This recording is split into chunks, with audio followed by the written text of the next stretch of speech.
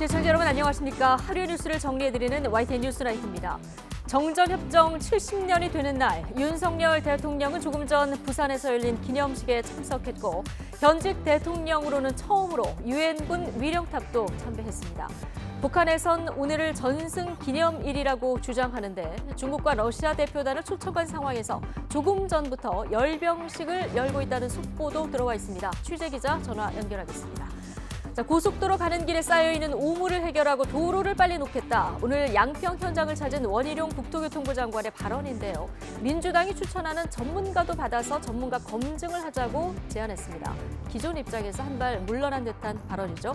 민주당은 의원 전원 이름으로 국정조사 요구서를 제출했는데 이 밖에 정치권 관심 뉴스들 나이트 포커스에서 다뤄보겠습니다. 목요일 뉴스 나이트 헤드라인 먼저 보시겠습니다.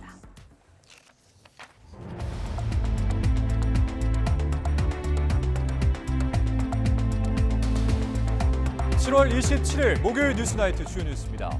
앞으로는 결혼할 때 부부 합산 최대 3억 원까지는 부모로부터 세금 부담 없이 증여를 받을 수 있게 됩니다. 또 맥주와 탁주 등에 적용되는 물가 연동제가 폐지되고 반려동물 진료비 부가가치세도 면제됩니다. 6.25 전쟁 정전 70주년을 맞아 기념식이 개최됐습니다. 윤석열 대통령은 오늘날의 대한민국은 유엔군의 희생과 헌신, 피 묻은 군복위에 서 있다며 70년간 지켜온 자유의 가치를 이어가겠다고 약속했습니다. 민주당이 양평 고속도로 특혜 의혹 국정조사 추진을 공식화했습니다. 원희룡 국토부 장관은 국정조사 요구를 일축하며 전문가 검증을 거쳐 사업을 정상화하겠다고 밝혔습니다. 오송 지하차도 참사 전날 최고 비상 단계가 내려졌지만 충북 도로관리사업소 책임자들은 비상대기 없이 퇴근한 것으로 드러났습니다. 충청북도 담당 간부는 해당 지하차도의 도로 통제 권한이 본인에게 있는지도 몰랐습니다. 우유의 원료가 되는 원유 가격이 오는 10월부터 리터당 88원 오릅니다. 대형마트 흰우유 1리터 가격이 3,000원을 넘어서고 유제품과 가공식품 가격도 연쇄적으로 오를 가능성이 있습니다. 경북대학교 등 15개 기관에서 81만 명의 개인정보를 빼돌린 범인은 경북대 재학생들로 밝혀졌습니다. 이들은 정보보안 동아리 소속으로 큰 범죄인지 몰랐다고 진술했습니다. 네, 북한이 전승절이라고 주장하는 6.25 전쟁 정전협정 체결일 70주년인 오늘 평양에서 대규모 열병식을 개최했습니다. 김정은 국무위원장 참석이 유력한 가운데 중국과 러시아 대표단도 참석한 것으로 보입니다. 취재기자 연결해서 이 소식 먼저 알아보겠습니다. 최두희 기자. 네, 통일외교안보부입니다. 네, 열병식 언제부터 시작된 겁니까?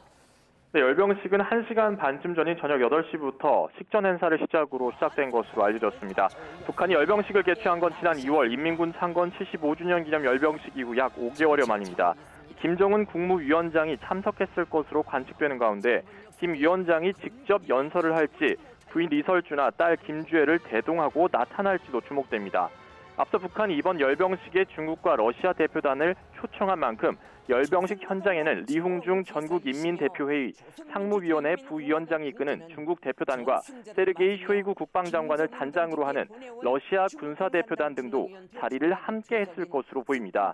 특히 김 위원장은 러시아 쇼이구 국방장관과 어제 무기 전시회도 함께 참관하며 군사적 밀착을 과시했고 오늘 새벽 0시부터는 중국 대표단의 리홍중 부위원장, 러시아 쇼이구 장관 등과 나란히 전승절 기념 공연도 관람했습니다. 앞서 북한이 지난 2월 인민군 창건 75주년 기념 열병식에서 고체연료 대륙간 탄도미사일인 화성 18형을 처음 공개한 만큼 이번 열병식에선 어떤 신무기를 공개할지도 관심입니다. 북한은 열병식을 개최한 뒤 시차를 두고 내일쯤 관영 매체인 조선중앙TV를 통해 열병식 모습을 녹화 중계할 것으로 보입니다. 지금까지 통일외교 안보부에서 YTN 최두입니다. 네, 오늘 나온 세법 개정안 내용 보겠습니다. 정부가 결혼자금 증여세 공제 한도를 1억 5천만 원, 양가를 합치면 3억 원까지 확대하기로 했습니다. 또 18살 미만 자녀를 키우는 가정에 지급하는 자녀 장려금 지급 대상이 내년부터 2배로 늘어납니다.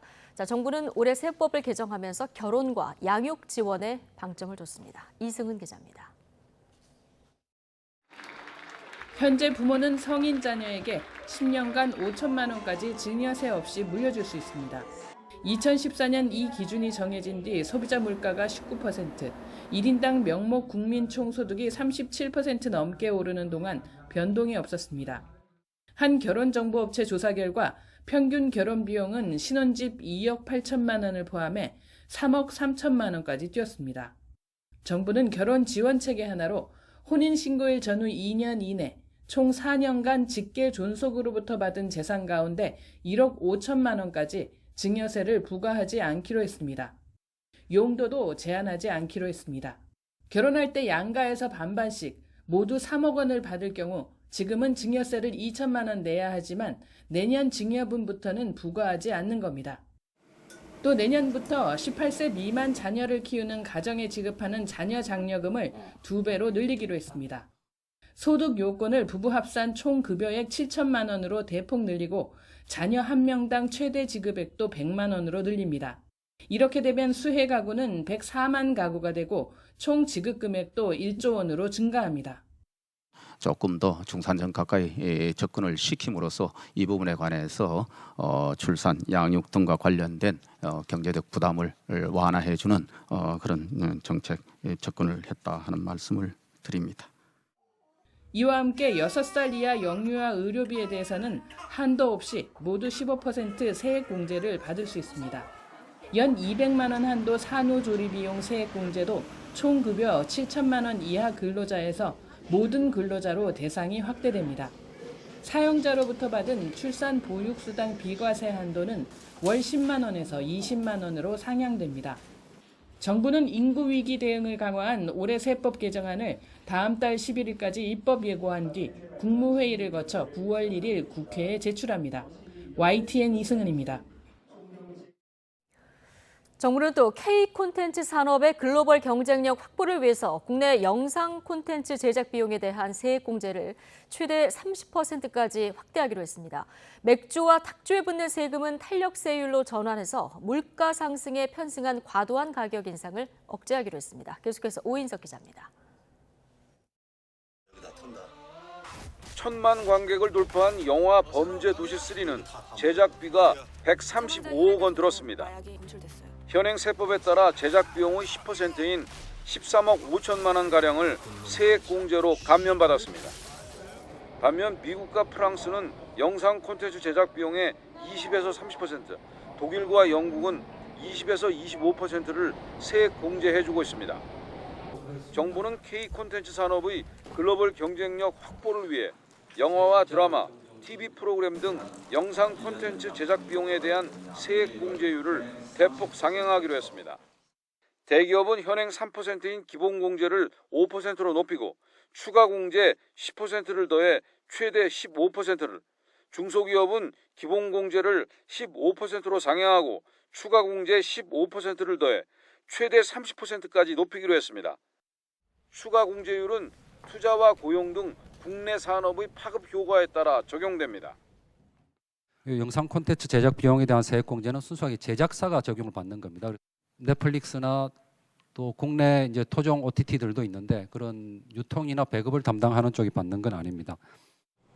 바이오 의약품 관련 기술과 시설도 하반기 R&D 지출과 시설 투자분부터 최대 35%의 세액 공제를 받게 됩니다. 맥주와 탁주의 주세율은 탄력세율 제도로 바뀝니다.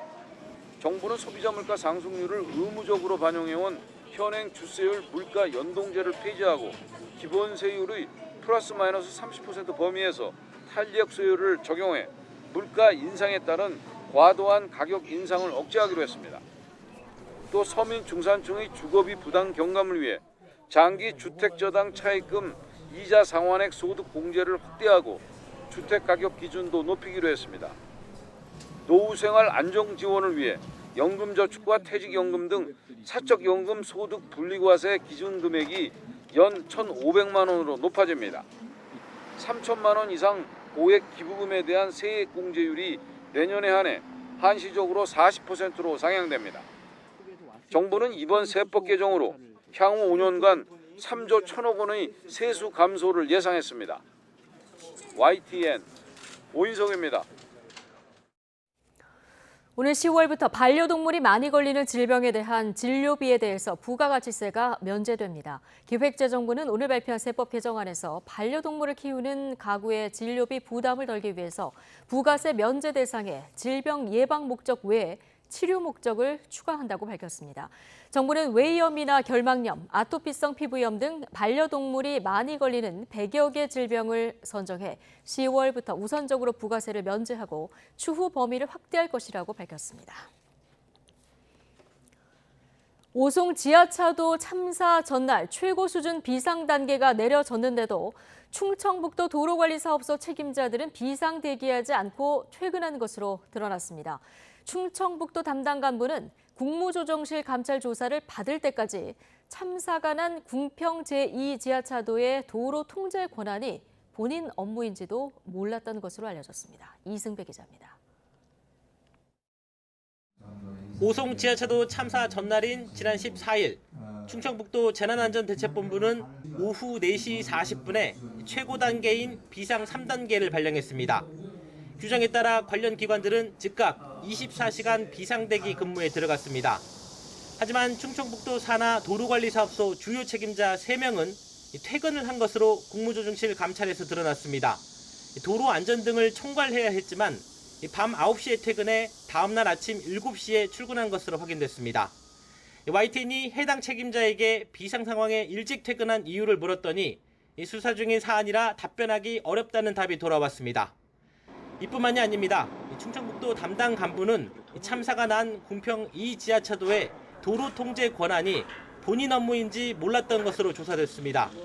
관련 규정을 보면 궁평 2지하차도의 관리 책임은 충청북도에 있지만 사고가 날 때까지도 산하기관인 도로관리사업소 소관으로 알았던 겁니다. 담당 국장은 국조실 감찰 조사를 받을 때까지 자기 업무인지 몰랐던 것으로 전해졌습니다. 결국 참사 당일 오전 7시쯤 미호천교 수위 등이 통제 여건을 충족했는데도 충청북도와 도로관리사업소 누구도 도로 통제를 하지 않았다고 국조실은 밝혔습니다. 국조실이 참사 이틀 뒤 감찰에 나선 이후 지금까지 검찰에 수사 의뢰한 사람은 모두 18명, 경찰을 비롯해 충청북도와 도로관리사업소 그리고 행복중심 복합도시 건설청 직원들입니다. 국조실은 청주시와 소방의 상황 대응 문제점도 확인하고 검찰에 추가 수사를 의뢰할 방침이어서 대상자는 더 늘어날 것으로 보입니다. YTN 이승매입니다. 충북 청주시 오송 지하차도 참사 하루 전 충북 소방본부 119 종합상황실에서 제방이 무너질 것 같다는 신고가 들어왔지만 소방당국은 어떤 조치도 하지 않은 것으로 드러났습니다. YTN이 확보한 119 종합상황실 신고 접수 녹취록을 보면 지난 14일 오후 5시 20분쯤 한 신고자는 강물이 불어나면서 공사 중인 미호천교 임시제방에서 물이 새고 있다며 오송 일대에 물난리가 날 것 같다는 우려를 전했습니다. 하지만 당시 상황실에선 청주 외에도 전국적인 호우 상황으로 예방 차원으로 갈 만한 인력이 없다면서 지자체에 문의하라고 답변했고 별도의 출동 지령은 내리지 않았습니다. 홍수에 취약한 지방하천 정비에 중앙정부 예산을 지원할 수 있도록 한 하천법 개정안이 국회 본회의를 통과했습니다. 다른 수해 대책도 속도를 내고 있는데 포스트 4대강 사업 등을 놓곤 여야 간 신경전이 여전합니다. 손효정 기자입니다. 강물이 차도를 집어삼키면서 14명의 사망자가 발생한 충북 오송 궁평 2지하차도 침수 사고.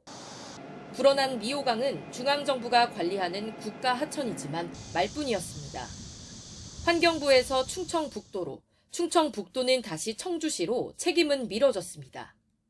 실질적인 관리 감독을 일선 지자체가 맡으면서 치수 역량이 더 떨어진 것 아니냐는 비판이 제기됐습니다.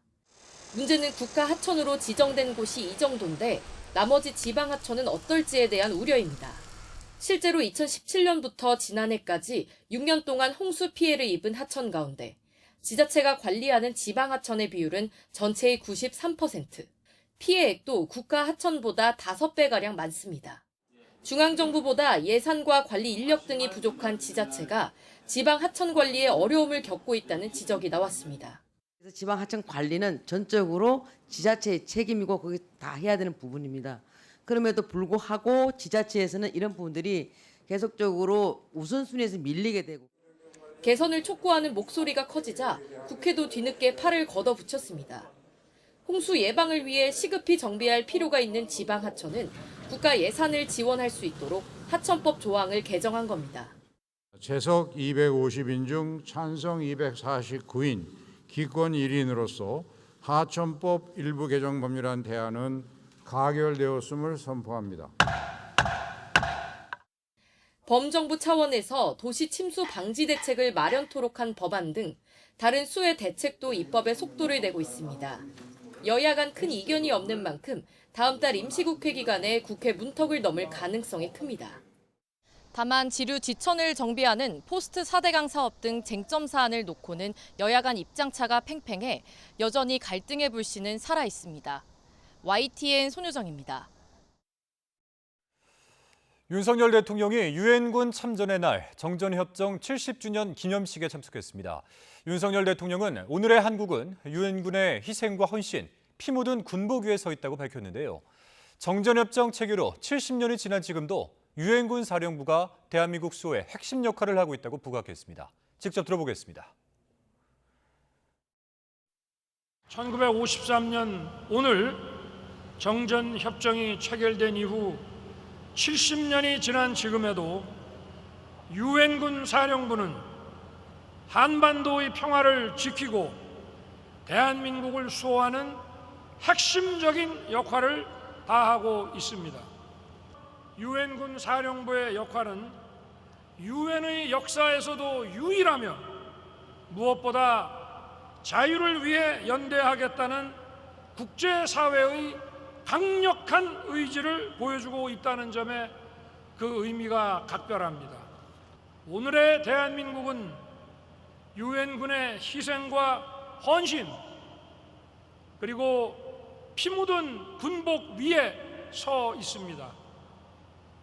대한민국은 여러분의 희생과 헌신으로 공산 전체주의 세력으로부터 자유를 지켜낼 수 있었습니다. 윤 대통령은 이에 앞서 부산 자갈치 시장을 찾아 후쿠시마 오염수 방류를 앞두고 소비가 위축돼 어려움을 겪고 있는 시장 상인들을 격려했습니다. 윤 대통령은 김건희 여사와 함께 오늘 부산 자갈치 시장에 방문해 상인들과 인사하고 넙치와 가리비, 전복 등 수산물을 구입했으며 시장에 있는 식당에서 어업인, 시장 관계자들과 만찬을 했습니다. 이 자리에서 상인들이 정치권에서 과학적 근거 없이 일방적인 주장을 해 어렵다, 오염수 괴담에 답답하다라고 소수를 하자 윤 대통령은 현명한 우리 국민은 괴담에 흔들리지 않을 것이라고 답했다고 이도훈 대변인은 밝혔습니다.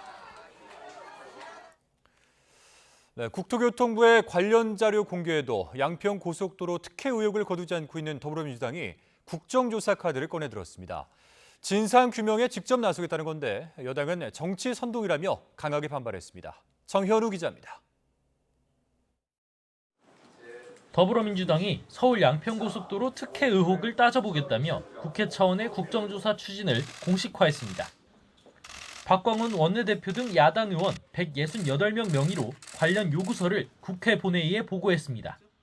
대통령 처가 특혜 의혹, 여기에 대한 제3자 개입 의혹, 이를 규명하고 조선 변경의 주체, 경위 등 진상을 철저히 규명하고자 초점은 김건희 여사 일가 땅 주변으로 노선 변경이 검토된 경위를 밝히는 데 맞춰져 있습니다. 예비 타당성 조사를 통과한 양서면 종점이 강상면으로 바뀐 경위와 그 과정에서 정치적 입김이 작용했는지를 살펴보겠다는 겁니다. 아무리 이해하려고 해도 이해할 수 없는 명백한 국정농단 사례입니다. 거짓 해명, 또 불필요한 분란을 야기하고 있어서 참 안타깝다는 생각이 듭니다.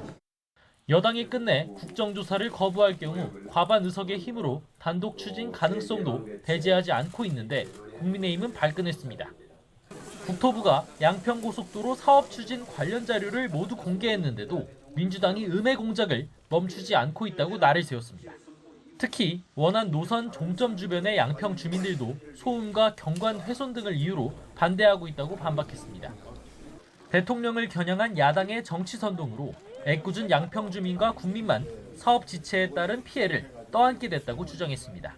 필요성을 제기해 놔놓고 이제 와서 뚱딴지 같은 소리 하고 있습니다. 이제 더 이상 우리 양평 주민들에게 어려움이 닥치지 않도록 민주당이 정신 차리시기 바랍니다. 한 발 더 나가 일부 노동조합과 시민단체가 불법 집회를 이어가고 있다고 지적하며 야권을 향해 역공을 폈습니다. 심야 새벽 집회와 확성기 소음 규제 등 집회 시위의 요건을 강화하려는 대통령실의 기류와 보조를 맞췄다는 해석이 나왔습니다. 경찰청이 재량껏 철거할 수 있게끔 법이 필요하다고 해서 불법 농성 천막 규제법을 특이 명의로 제안을 하려고 합니다. 물론 야당은 집회 시위의 자유를 보장하는 헌법 정신을 지키지 않겠다는 거냐며 일본의 원전오염수 방류 계획에나 제대로 대처하라고 비판했습니다. 쟁점 현안을 둘러싼 여야의 줄다리기가 좀처럼 끝날 조짐을 보이지 않고 있습니다. YTN 정현우입니다. 원희룡 국토교통부 장관이 양평 고속도로 추진사업 백지화 선언 이후에 처음으로 양평군을 찾았습니다. 전문가 검증과 주민 의견 수렴을 거쳐 최대한 빠르게 이 사업을 재개하겠다고 밝혔지만 주민들로부터 정치적 쇼를 하지 말라며 항의를 받기도 했습니다. 윤혜리 기자입니다. 원희룡 국토부 장관이 양평군을 찾았습니다. 지난 6일 사업 전면 백지화 선언 이후 처음으로 주민들을 만난 겁니다. 원 장관은 주민들에게 백지화 전에 미리 양해를 구하지 못했다며 사과했습니다. 여러분들께 그렇게 갑작스러운 놀라움을 안겨드린 데 대해서 너무 마음 아프게 생각하고 양평 주민들은 정쟁을 멈추고 사업을 빠르게 다시 추진해달라는데 한 목소리를 냈습니다. 갑자기 노선이 바뀜으로 인해서 충분한 설명과 어떤 그런 것들이 없어서 우리 국민들이 혼란스러운지, 그다음에 하나는 왜 이것이 정쟁의 대상이 돼가지고 우리 국민들이 이렇게 힘들합니까? 그렇다면 앞으로 우리 장관님께서는 어떻게 우리 재추진을 할 것이며 이런 방안이나 어떤 계획이 있으시면 말씀해 주셨으면 감사하겠습니다. 일부 주민들은 간담회 일정을 미리 알지 못했다며 정치쇼를 그만하라고 언성을 높이기도 했습니다. 주민들은 그래요. 국민의힘이든지 민주당이든지 다 필요 없어요. 주민들을 위해서 일해주시는 걸 원하는데 그 점은 오해 없으시기 바랍니다. 정치적인 쇼를 하지 마시라고요. 네, 알겠습니다. 간담회 이후 강상면에 있는 대한노선 종점 인근을 찾은 원 장관은 주민 설명회와 전문가 검증을 거쳐 사업을 정상화하겠다고 밝혔습니다. 정상 추진을 하기 위한 의혹 해소의 특별 과정이 필요한 거죠. 그러면 전문가 검증을 할 수 있는 그런 법적인 틀 또는 법 외에 우리 사회적인 틀이 어디 있는지를 저희들이 지금부터 여러 방안을 놓고 검토를 정밀하게 하겠습니다. 이 과정에서 더불어민주당이 제안하는 전문가 검증도 받아들일 수 있다며 어떤 노선이 최적의 안인지 모든 가능성을 열어놓고 주민 의견을 수렴하겠다고 강조했습니다. 하지만 향후 주민 설명회 재개나 검증 일정은 구체적인 시기와 방법을 아직 특정하기 어렵다고 말했습니다. 또 민주당의 국정조사 요구에 대해서도 선을 그었습니다. YTN 윤혜리입니다.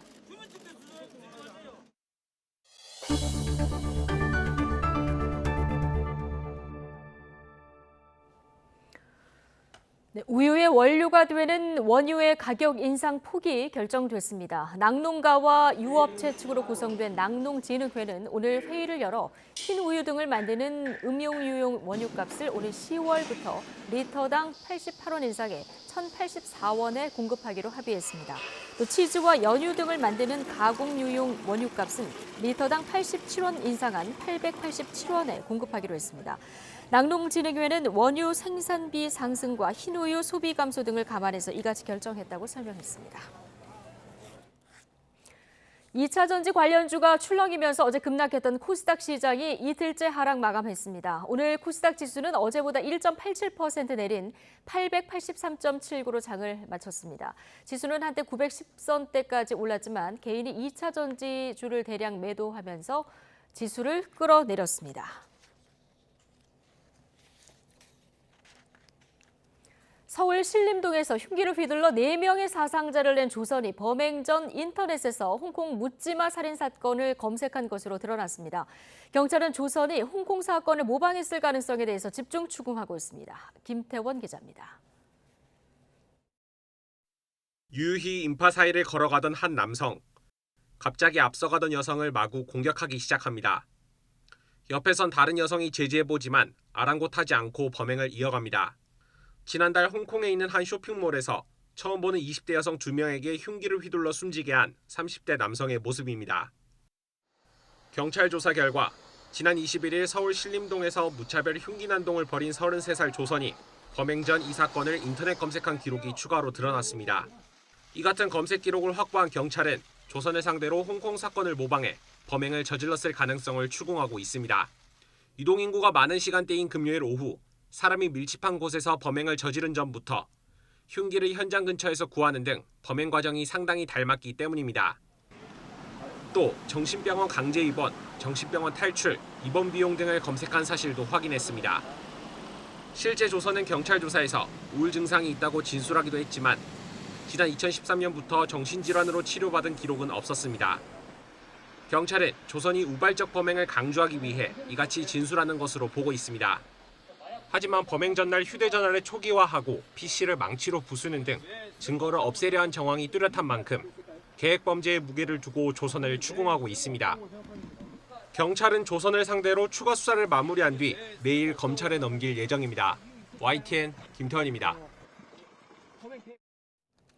네, 어제도 전해드렸습니다만 신림동 흉기 난동 사건 이후 살인을 예고하는 글이 인터넷에 속속 올라오면서 불안이 커지고 있습니다. 울산에서는 112에 전화를 걸어서 살인 예고를 한 뒤에 피해자를 둔기로 협박한 50대가 경찰에 붙잡혔습니다. 오태인 기자입니다. 택시에서 내린 한 남성이 손에 망치를 들고 차량 정비업체로 들어섭니다. 사무실 입구에 선 남성, 벽에 붙은 경비 장비를 망치로 내려칩니다. 그래도 분이 풀리지 않는지 사무실과 사무실 사이 유리문을 부숴버립니다. 어떡해, 놀래라. 곧이어 말리는 업체 관계자와 한참을 서서 승강이를 벌입니다. 그 사이 경찰이 출동하고 현장에서 현행범으로 체포됩니다. 서로 대치를 하면서 몸싸움을 하려고 하였고 심한 욕설을 하고 있었던 상황이었고 피해자가 사건 접수해달라는 요청이 있은 후에 현장에서 현행범 체포를 하였습니다. 경찰에 체포된 50대 A씨, 차량 정비에 불만을 품고 술을 마신 뒤 범행을 저질렀습니다.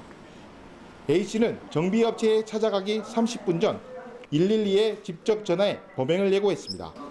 누가 나 죽이고 싶은데 나 지금 망치도 들고 있는데. 하지만 자신의 위치를 밝히지 않았고 경찰은 최단 시간 출동을 명령하는 코드 제로를 발령해 추적에 나섰습니다. 휴대전화 추적 끝에 A씨 행적은 파악됐고 둔기 난동 5분 만에 검거됐습니다.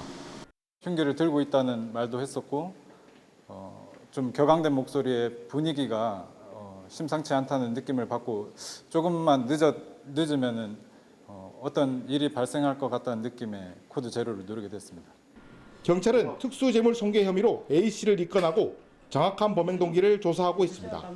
YTN 오태인입니다. 니코틴 원액을 먹여서 남편을 살해한 혐의로 2심까지 징역 30년을 선고받은 아내가 다시 재판을 받게 됐습니다. 대법원은 니코틴을 음식물에 타먹여 숨지게 했다는 검찰 공소 사실을 입증하는 간접 증거만 있어서 유죄로 단정할 수 없다고 판단했습니다. 김철희 기자의 보도입니다. 2021년 5월 26일 밤 극심한 가슴 통증으로 소한 40대 남성 A씨가 병원 응급실에 실려왔습니다. A씨는 다음 날 새벽 1시쯤 치료받고 귀가했지만 2시간도 되지 않아 숨졌습니다. 사인은 급성 니코틴 중독. 검찰은 30대 아내 B씨가 보험금 등을 노리고 니코틴 원액을 음식물에 타먹여 살해한 것으로 봤습니다. A씨가 출근할 때 건넨 미숫가루와 퇴근 후 만들어 먹인 흰 죽, 응급실에서 돌아온 뒤 건넨 찬물까지 3차례 니코틴을 섞어 먹였다는 겁니다. A씨가 숨지기 전 니코틴을 마신 건 아내 B씨가 준 찬물을 마실 때밖에 없었을 거란 전문가 의견도 간접 증거로 제시했습니다. 1심과 2심 모두 B씨에게 징역 30년을 선고했는데 1심과 달리 항소심 재판부는 찬물에 니코틴을 타먹인 혐의만 유죄로 판단했습니다. 하지만 대법원은 이마저 단정할 수 없다며 사건을 수원 고등법원으로 돌려보냈습니다. B씨가 준 찬물을 먹고 A씨가 사망했다는 직접 증거가 없어 살인 혐의를 확정할 수 없다는 겁니다. A씨가 마신 물컵에 물이 절반 이상 남아 있었고 체내 니코틴이 최고치 이르렀을 시각에 휴대전화를 사용한 기록도 남아 있는 등 다른 경위로 니코틴을 마셨을 가능성을 완전히 배제할 수 없다고 밝혔습니다. B씨에게 압수한 액상 담배의 니코틴 함량이 A씨의 니코틴 섭취량과 비교해도 차이가 컸고 내연 관계 유지와 경제적 목적이란 살인 동기 역시 범행 배경으로 보기 불충분하다고 지적했습니다. 대법원은 2017년 간접 증거만으로 살인죄를 유죄로 인정하려면 합리적 의심 없이 압도적으로 우월한 증명이 필요하다고 봤는데 이번 사건에서도 그 판단을 재확인했습니다.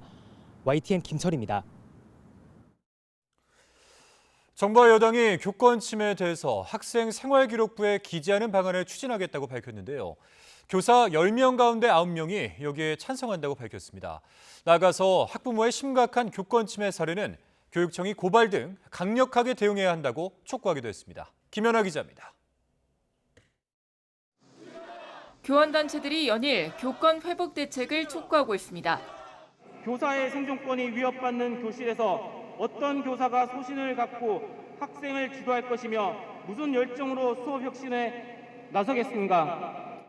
당정이 교권 침해 조치 사항을 학생부에 기재하고 학생 인권 조례도 개정을 추진하는 가운데 교원 10명 가운데 9명은 교권 침해 이력을 학생부에 기재하는 데 찬성하는 것으로 나타났습니다. 또 99.8%, 사실상 설문 대상 전원이 허위 반복 민원이나 신고는 교육청이 고발에 나서야 한다고 생각했습니다. 논란의 학생인권조례 역시 학생인권과 교사의 인권이 상충하지 않는다는 반론에도 불구하고 83.1%가 학생인권조례가 교권 추락에 영향을 미쳤다는 데 동의했습니다. 교원들이 가장 스트레스를 느끼는 대상은 학부모라는 답이 압도적인 1위였습니다. 특히 초등학생 학부모의 교권 침해가 심각했는데 지난 4년간 초등학부모의 교권 침해 비율은 중고교 학부모의 7배에 달합니다. 조희연 서울시 교육감도 교원에 대한 소송 제기 시 법률 지원과 함께 민원 응대 보완 시스템을 만들겠다고 밝혔습니다. 공격적인 행동들을 바로 맞닥뜨리지 않도록 하는 최소한의 어떤 면담 절차라든지 이런 부분들을 좀 제도화해달라는 요구를 많이 했습니다. 그건 저희가 신속하게 좀 고민하고. 정교조도 회견을 열어 무분별한 아동학대 신고를 막기 위한 법안을 통과시켜달라고 요구했고 이번 주 토요일에는 전국의 교사들이 참여한 대규모 집회도 열릴 예정입니다. YTN 김현아입니다. 지난해 경북대학교에서 재학생과 졸업생의 개인정보가 유출되는 사건이 있었는데요. 이 범인을 잡고 보니 20대 대학생들이었습니다. 이들은 다른 대학과 공공기관에도 침투해서 81만여 명의 개인정보를 빼돌렸습니다. 김근우 기자가 취재했습니다. 지난해 말 경북대 재학생과 졸업생 등에게 개인정보가 유출됐다는 문자 메시지가 발송됐습니다. 유출된 자료에는 이름과 연락처는 물론 사진과 집 주소까지 예민한 정보가 통째로 담겼습니다. 경찰이 잡은 범인은 다름 아닌 이 학교 정보보안 동아리에서 활동하는 대학생 2명이었습니다. 이들의 범행은 생각했던 것보다 규모가 훨씬 컸습니다. 경북대와 숙명여대 등 대학교 5곳이 피해를 받고 다른 공공기관까지 15곳을 해킹했습니다. 빼돌린 개인정보만 모두 217만여 건, 피해자는 81만여 명에 달합니다. 특히 교수 계정에 침입해 중간고사 문제도 빼낸 것으로 조사됐습니다. 지금 우선은 학생들은 징계 절차를 밟아서 지금 제적 상태예요. 이들은 개인정보를 모아두면 도움이 될 것 같았고 큰 범죄인지는 몰랐다고 해명했습니다. 본인들이 수집 욕구가 있어서 타인들의 개인정보를 취합하고 있으면 언젠가는 이를 활용할 수 있을 것이다 라고 해서 경찰은 정보통신망법 위반과 공무집행방해 혐의로 학생 1명을 구속하고 1명은 불구속 입건했습니다. 또 이들이 개인정보를 외부로 다시 유출한 정황이 있는지 추가 피해 여부를 살펴볼 계획입니다. YTN 김근우입니다. 지난해 국내 총 인구가 5,169만 명으로 2년 연속 감소했습니다. 통계청이 발표한 인구주택 총조사 결과를 보면 지난해 11월 기준 국내 총 인구가 5,169만 2천 명으로 한 해 전보다 4만 6천 명, 0.1% 줄었습니다. 통계청은 코로나19 등으로 고령층 사망이 늘고 출생률이 하락하면서 총 인구가 줄어든 것으로 보인다며 2021년에도 외국인 감소가 인구에 영향을 줬고 지난해에는 내국인 감소 영향이 컸다고 말했습니다. 혼자 사는 1인 가구 수가 4인 이상 가구의 2배 수준으로 늘어난 것으로 나타났습니다. 통계청이 발표한 지난해 인구주택 총조사 결과에 따르면 지난해 총 가구는 2,238만 3천 가구로 1년 전보다 1.6% 36만 가구 증가했습니다. 1인 가구는 750만 2천 가구로 33만 7천 가구가 늘었습니다. 전체 가구에서 차지하는 1인 가구 비중도 34.5%까지 치솟으면서 세 집 중 한 집꼴로 1인 가구로 나타났습니다. 미국 뉴욕 맨해튼 고층 건물에서 공사 중이던 대형 크레인에 불이 붙으면서 일부가 붕괴하며 인도로 떨어졌습니다. 출근길 날벼락에 대혼잡이 빚어지고 적어도 6명이 다쳤습니다. 이종수 기자입니다. 뉴욕 맨해튼 한복판 아침 7시 반, 45층 높이에서 타워 크레인 일부가 무너져 인도로 떨어집니다. 날벼락에 시민들이 혼비백산에 뛰어갑니다. 여전히 시뻘건 불길과 검은 연기가 치솟는 크레인으로 옆 건물 옥상에서 소방관들이 물을 뿌립니다. Watching the crane fall from the building is something that I've never seen before. Don't ever want to see that again. 뉴욕 소방당국은 크레인 운전자가 16톤가량의 콘크리트를 들어올리던 중 엔진 부근에서 불꽃이 폭발하는 것을 목격했다며 엔진에서 불이 난 것으로 보인다고 밝혔습니다. 이 사고로 최소 6명이 다쳤는데 다행히 생명에는 지장이 없는 상태입니다. We have 4 injuries to civilians and 2 to our firefighters. Minor injuries, one of our firefighters are having chest pains and being transported to the hospital. 화재 발생 직후 작업자들이 모두 대피했고 도로를 통제해 큰 피해를 막을 수 있었지만 아침 출근 시간이어서 자칫 큰 인명 피해로 이어질 뻔했습니다. As you see from the debris on the street, this could have been much worse. 뉴욕 당국은 크레인 작동과 관련된 모든 당사자를 철저히 조사할 것이라고 밝혔습니다. YTN 이종수입니다.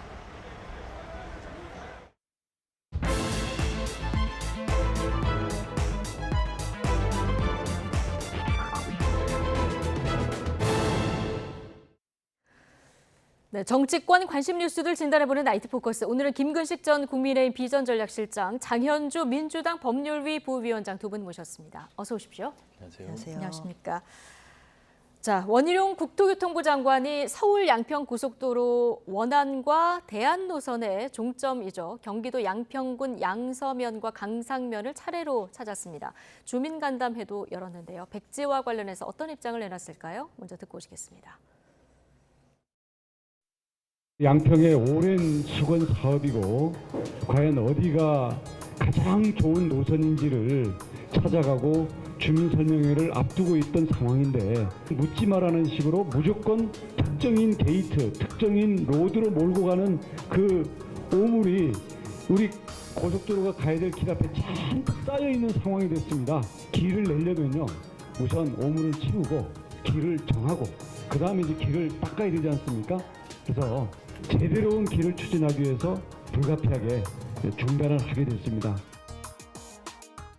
제대로 된 길을 추진하기 위해서 불가피하게 중단을 하게 됐다. 자, 종점 변경 논란이 불거진 이후 원 장관이 현장을 방문한 게 오늘 처음인데요. 앞서 들으셨지만 오물을 치워야 해서 불가피하게 중단했다. 이렇게 민주당을 좀 직격하는 듯한 발언을 했는데 그 뒤에 보면 또 이 오물 치우고 빨리 도로를 짓겠다 이런 얘기도 했거든요. 그러니까 이제 지난 7월 6일이죠. 네. 그 백지화 발표를 했던 날이. 근데 이제 그때 백지화라고 표현을 했기 때문에 상당히 전격적이고 그다음에 좀 무책임하다 이런 이제 야당의 공세가 있었는데요. 지금 그 뒤에 진행되는 과정을 보면 지난주에 그 국토교통부 홈페이지에 그 지난 7년여간의 자료를 모두 공개를 했고, 그리고 이것이 정쟁화됐던 이슈가 좀 이 사실관계에 기초해서 좀 해소가 되기를 바란다는 입장을 가지고 있고요. 어제 국토위의 전체 상임위원회에서도 그 부분에 대한 저는 일련의 과정이었다고 생각을 하고, 오늘 아마 양평을 방문해서 그게 백지화라는 것은 말은 백지화였지만 사실상 잠정 보류 라는 걸로 지금 설명을 하고 있는 네. 것 같습니다. 저도 사실은 그때 7월 6일 날 백지화라고 했을 때 잠정 보류라는 정치적 선언을 백지화라는 걸로 좀 강하게 말한 것으로 이해를 했고요. 예. 그렇기 때문에 그때 당시는 이미 야당이 TF팀을 구성하고 이것이 대통령 처가 게이트라고 규정을 된 상태였기 때문에 어떤 식으로 하든 간에 정책의 정상적이고 안정적인 추진을 하기는 어려운 상황이 된 게 맞거든요. 예. 정책 자체의 동력이 떨어져 있기 때문에 그래서 아마 일단 이 정쟁이 완결되고 해소될 때까지는 잠정 보류하고 정쟁이 마무리되면 다시 추진하겠다. 왜냐하면 또 이 강상면이라고 하는 대안 노선이 확정된 건 또 아니에요. 예. 그러니까 대안 노선과 원 노선 사이에 논의가 계속 진행되는 절차 과정 중에 있었기 때문에 아마 이번에 뭐 국조를 민주당에서는 지금 본회의에다 올리겠다고 하고 있습니다만 어떻게든 정쟁 문제가 해결되면 다시 재추진하겠다는 의사를 명확히 한 것으로 보입니다. 예. 그러면서 전문가 검증을 하자 네네. 이 얘기 강조하면서 민주당이 추천하는 인사들도 다 들어와라 이렇게 얘기를 했거든요. 네.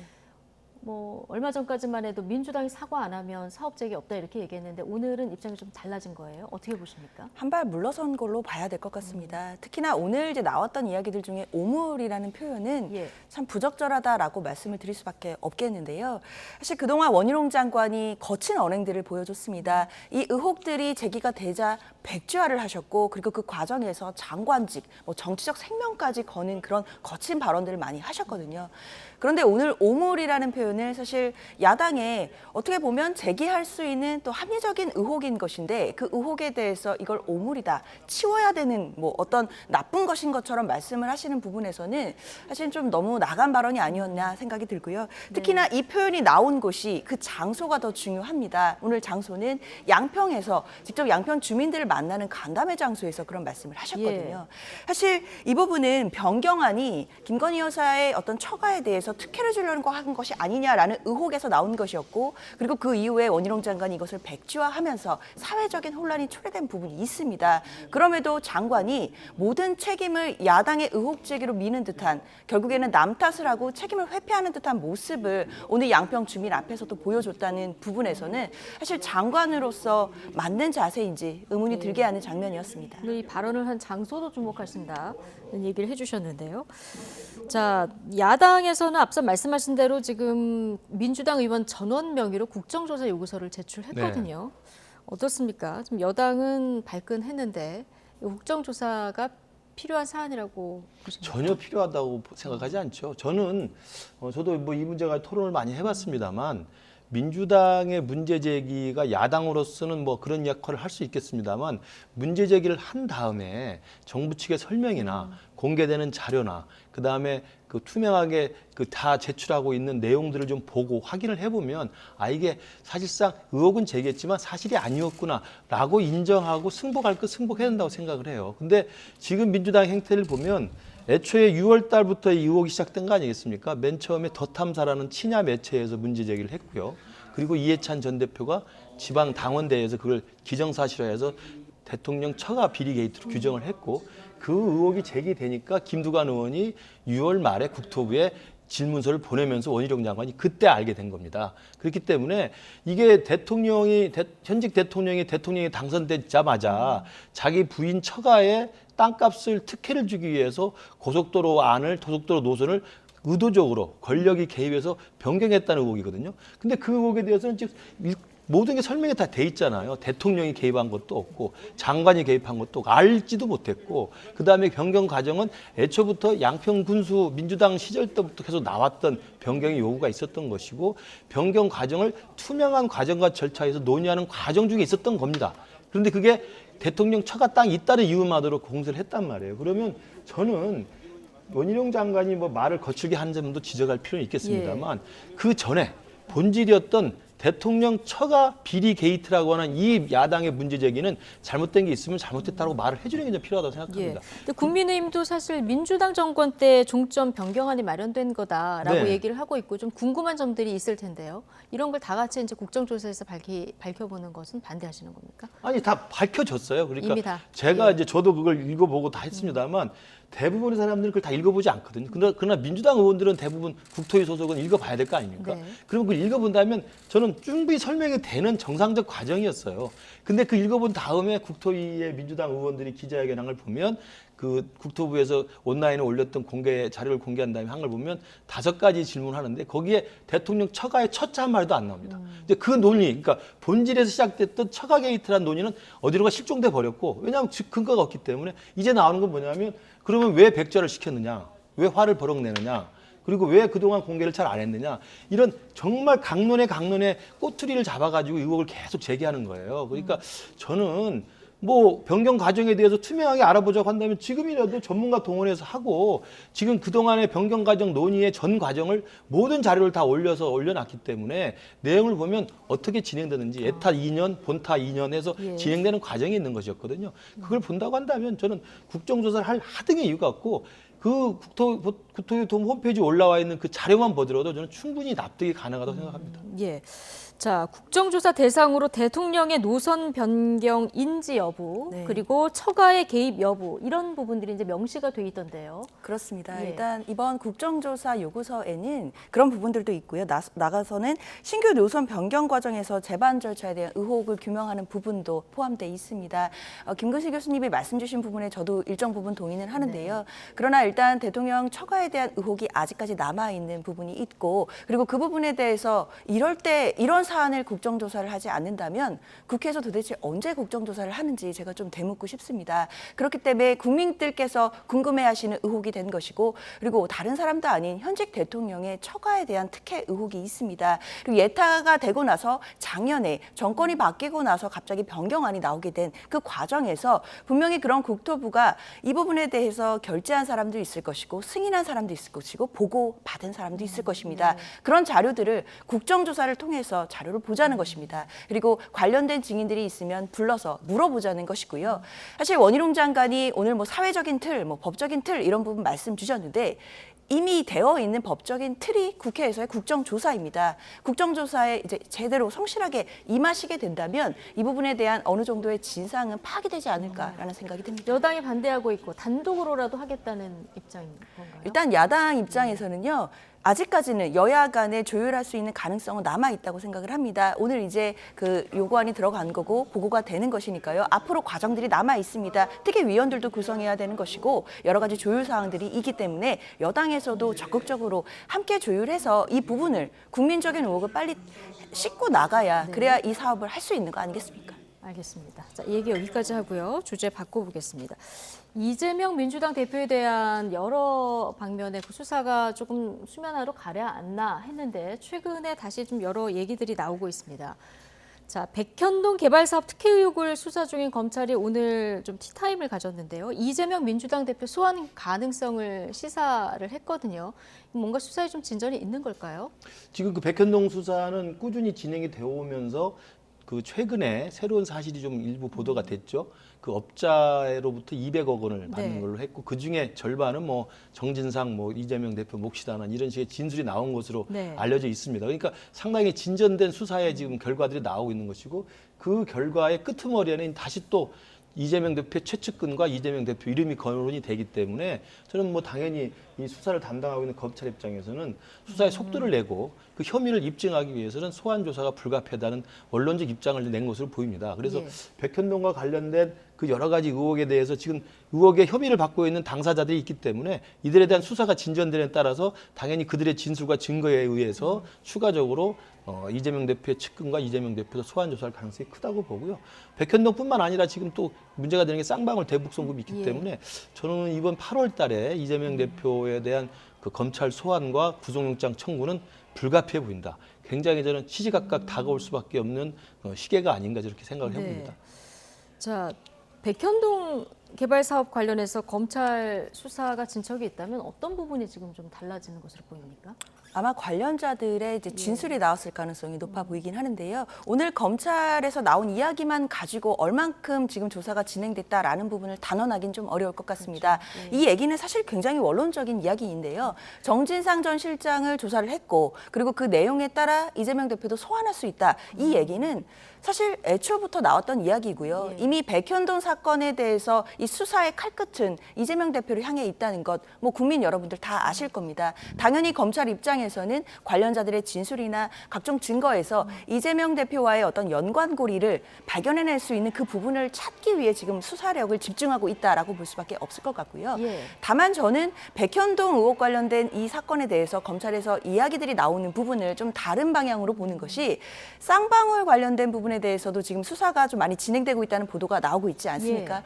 사실 검찰 입장에서는 구속영장을 만약에 준비를 하고 있다라고 한다면 쌍방울 사건만 가지고 구속영장을 청구하기는 좀 부담스러울 겁니다. 그렇기 때문에 아무래도 백현동 사건과 함께 구속영장을 청구할 가능성을 좀 높게 점치고 있는데요. 그렇기 때문에 백현동 수사도 어느 정도 진행이 되고 있다라는 부분들을 언론을 통해 조금씩 얘기를 해주는 거 아닌가라는 생각도 개인적으로 듭니다. 최근에 쌍방울 대북 송금 그 수사 관련한 보도들이 많이 나오고 있는데 이 한 건만 가지고 구속영장을 청구하기는 좀 부담스럽기 때문에 지금 백현동 관련한 발언을 한 것이다.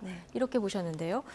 자, 쌍방울의 대북 송금 내용을 이재명 대표에게 내가 보고했다. 이렇게 진술 번복을 이화영 전 부지사가 한 이후에 좀 이 수사도 변곡점을 맞은 이런 모습인데 오늘은 그 김용 전 민주연구원 부원장도 검찰 조사를 받았더라고요. 그것도 그러니까 수사의 속도가 상당히 좀 계획적으로 움직이고 있다고 생각이 들어요.